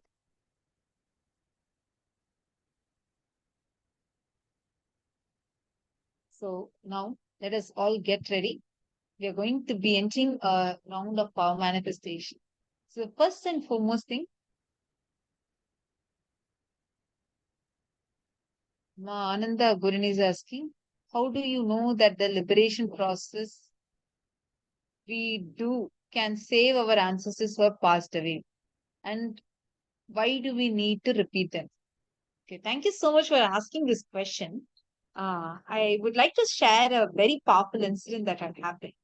Once during an inner awakening program, one of the devotees from Tamil Nadu, he had come to attend the program, and some years back, his wife had left her body. So his wife had died earlier, and he had a medium. Like before meeting Swamiji, he had a medium through which, medium means a person who was able to connect with this soul and communicate what that soul is telling to this person and communicate this person what this person is telling to that soul. So he had this practice and he used to communicate with his dead wife, and he used to use that medium to communicate. He used to do this for a long period of time. And then he came and he attended the Inner Awakening program with Swamiji. During the Inner Awakening program, Swamiji had conducted this Maheshwara Puja, and this person also had offered Maheshwara Puja for his wife. And Swamiji accepted the Maheshwara Puja, gave him blessings, and liberated his. So once he finished the Inner Awakening, this person went back to that same medium, the person through whom he used to connect to his wife. So he went to that medium and asked how she is doing and what she is doing. The medium told him that she is saying that she is in sudden peace and she has reached the feet of Paramashiva, and she pointed out to the Kantamala that this person was wearing. This guy was totally shocked. This devotee was completely shocked. He said he had not told anyone else. No one else knew about this Maheshwara Puja offering. And his whole being experienced so much of bliss. He just couldn't handle that bliss. He immediately rushed back to the Adinam and he fell at Swamiji's feet.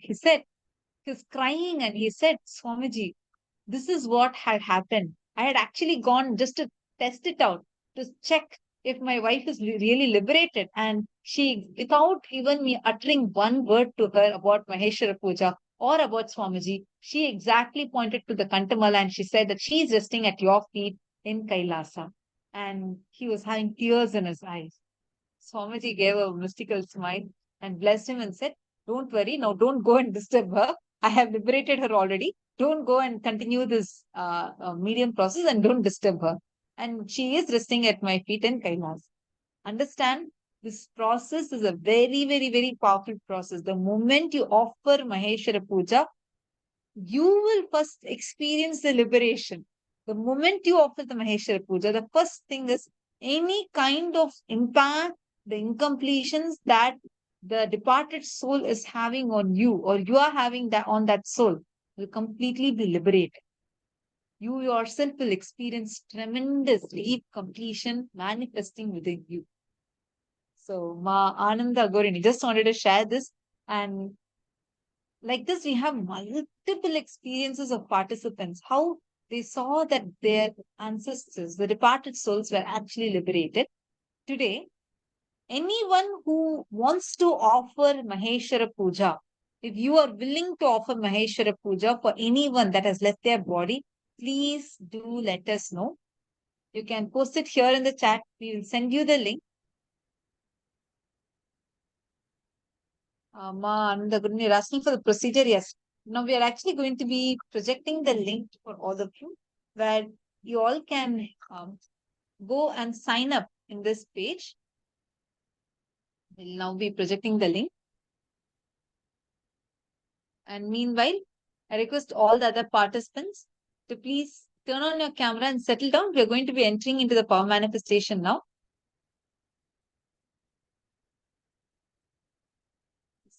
The link is now projected for all of you. Please head to events.kailasa.org/payment. Here you will have an option to sign up for Maheshwara Puja.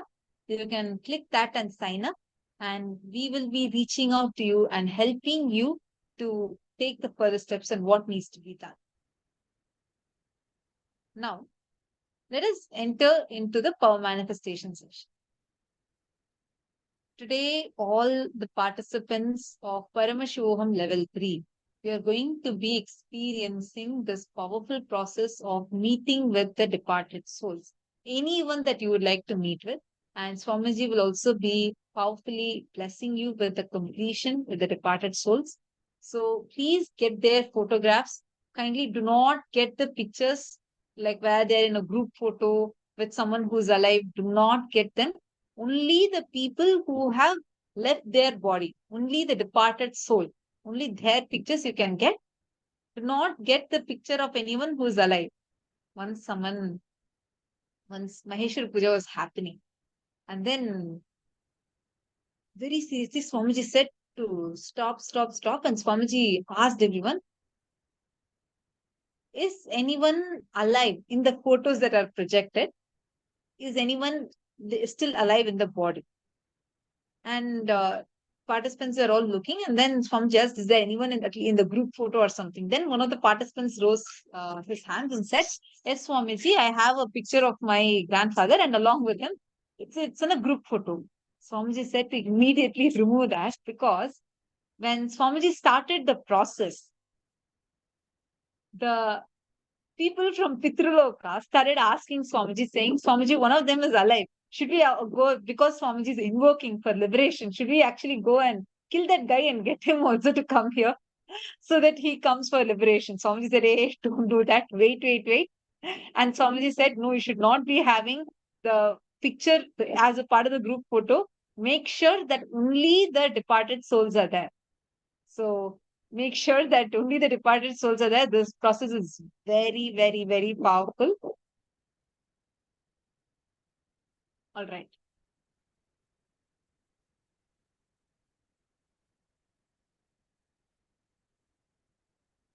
Very beautifully, Purushananda has shared. Wow.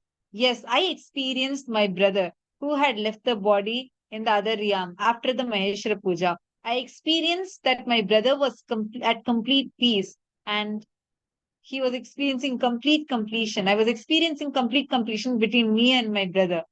It was like a slate has been wiped off completely clean between myself and my brother. It was so amazing. Thank you so much, Ma Purushananda, for sharing such a beautiful experience. I think it will be really good if you could record this as a video also and share. Now it is time.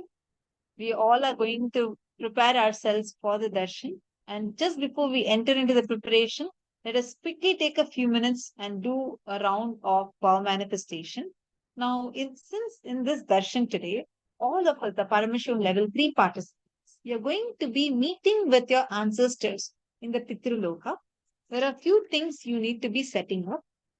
Please get the photographs of the deceased people, the picture of them, and sit in such a way where you are visible clearly in the camera and their photo is also clearly visible. Please take a few minutes and set it up. And now we're going to do a round of power manifestation where you're going to be teleporting yourself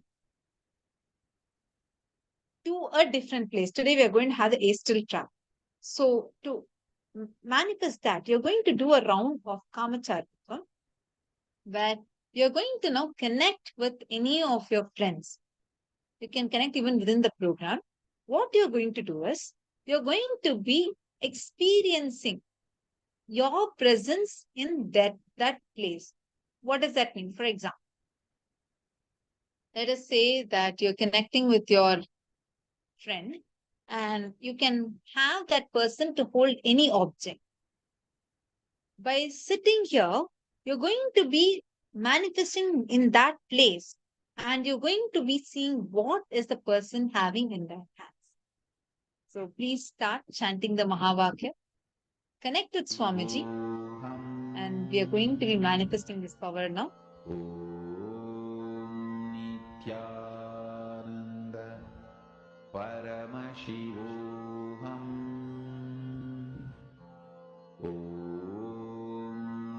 Nithyananda Paramashivoham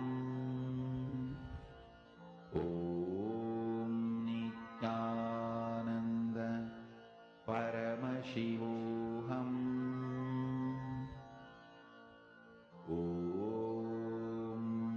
Nithyananda Paramashivoham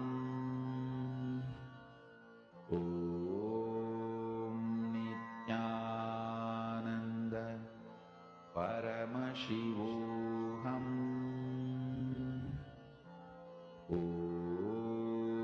Nithyananda Paramashivoham Nithyananda Paramashivoham Nithyananda Paramashivoham Nithyananda Paramashivoham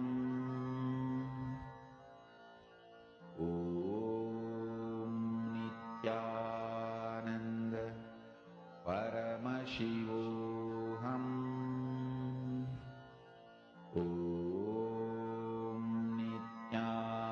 Nithyananda Paramashivoham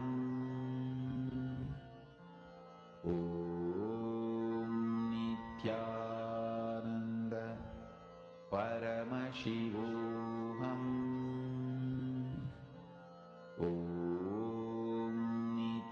Nithyananda Paramashivoham Nithyananda Paramashivoham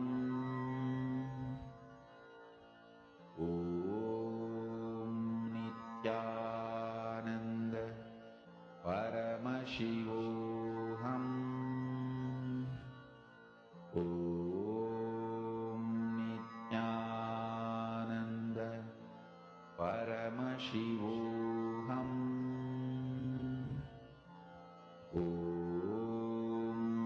Nithyananda Paramashivoham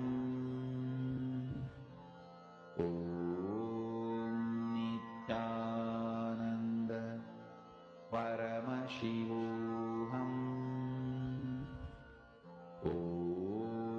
Nithyananda Paramashivoham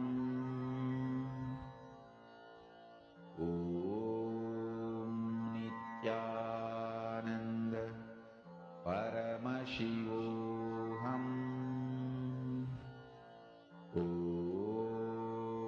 Nithyananda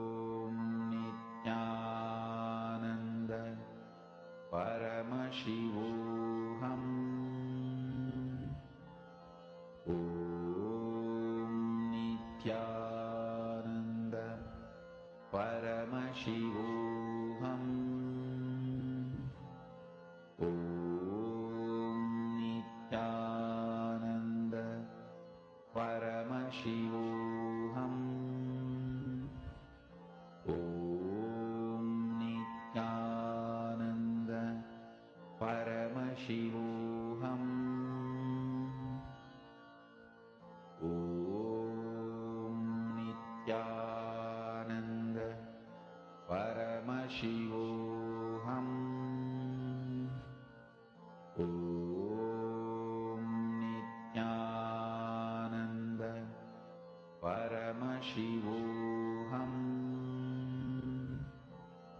Om Nithyananda Paramashivoham.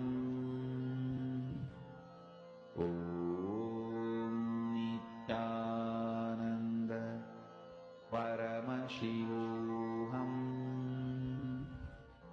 Om Nithyananda Paramashivoham. Om Nithyanandam, Nithyananda please relax. How Paramashivoham. many of you have successfully manifested this power? Please take a moment and please post it in the chat.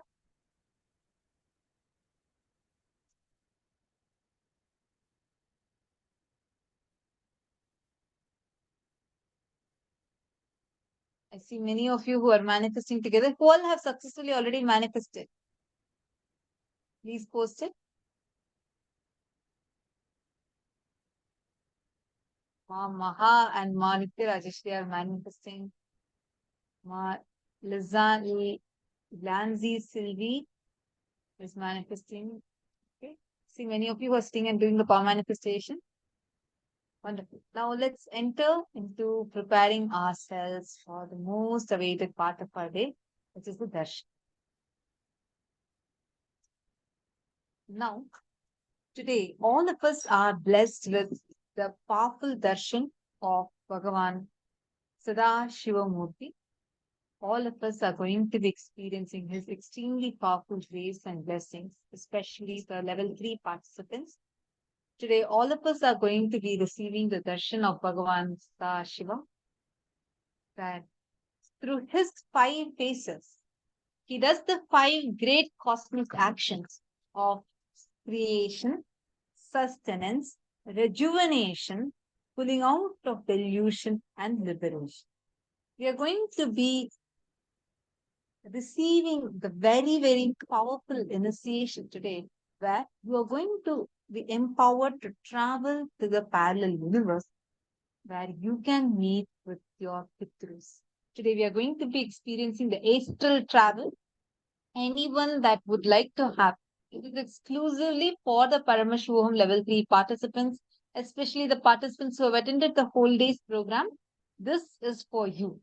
Please take a moment now. If you would like to experience completion of any of your ancestors, meaning anyone who has left their body, completion of the departed souls, literally during the initiation, you will be able to meet with them. Swamiji will be invoking their presence. Swamiji will be invoking them. They'll come and appear for you, give you their darshan, and you will be able to talk to them. They'll be able to talk to you, and you'll be able to experience completion with them. So it's a very powerful process. And this is exclusive for the Paramashivoham Level 3 participants. We request all the Paramashivoham Level 3 participants to please take the photograph of anyone who has left their body, your near and dear one, who has passed away, and you want to meet with them. Get their photographs. Make sure it is not a group photo of anyone who's alive. It should not be a group photo. Even if it's a group photo, please kindly just crop them and have their picture alone, and keep it in such a way that you are also visible and that photo is also clearly visible in the screen. I request all the participants to please settle down.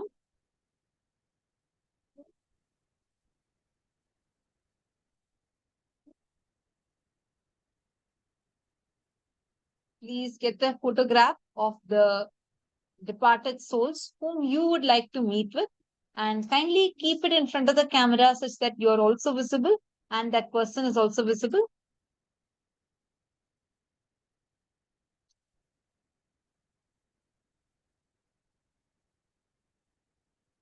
Okay, see someone named Aravindan Chinnasamy. I think you should, if you could please keep the photograph very clearly visible. And the photo on the screen, it should be very clearly visible, and you should also be visible. I request if you could please sit like that. Please kindly settle down. Understand, darshan, this is a time extremely sacred, very, very, very sacred.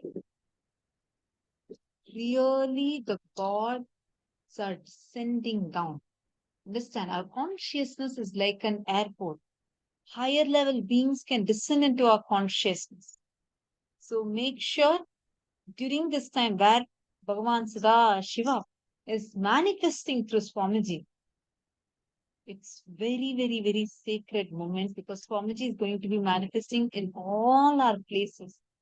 You might be sitting in New York, you might be sitting in Beijing, you might be sitting in Singapore, anywhere in the world. Does not matter. You might be sitting in Kuala Lumpur, you might be sitting in different parts of the world. Right now, by you sitting here and by being here, you are saying a yes to the initiation. Very, very powerfully, Swamiji will be intensely manifesting for you in your places and will be raising you to such extremely higher level frequency and raising you to the Pitraloka. So make sure you are here, clearly visible. Please do not lie down during this time. Ma Chingho, I see you have a collage of pictures. I request if you could please place it in such a way where you are also visible and the photos are also visible. No? All the participants, please settle down, keeping the photographs of the people, the deceased people, right next to you. Please kindly come on camera. Anyone who is not on camera, we would be forced to move you out into the waiting room as per our digital security policy. Manitya Rajeshri, yes, you can type the names of those people and post it here in the chat once the darshan starts.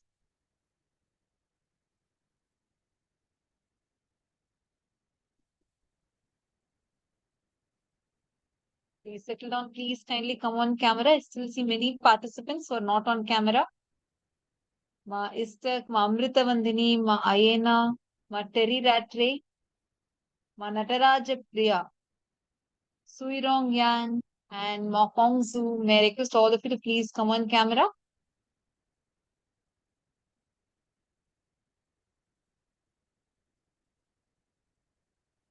Ma Ramani Devi and Ma Komati Kalai Chelvan, Ma Lucy. I request all of you, please kindly come on camera. Let us now prepare by chanting the Dhyana Shloka. The Dhyana Shloka is the exact description of the deities, the forms of Paramashiva that we are going to be experiencing today. The darshan we are going to be having is the darshan of Bhagavān Sadashiva Murti. So now, this is exactly the description that Sadashiva himself has described himself in the Agamas.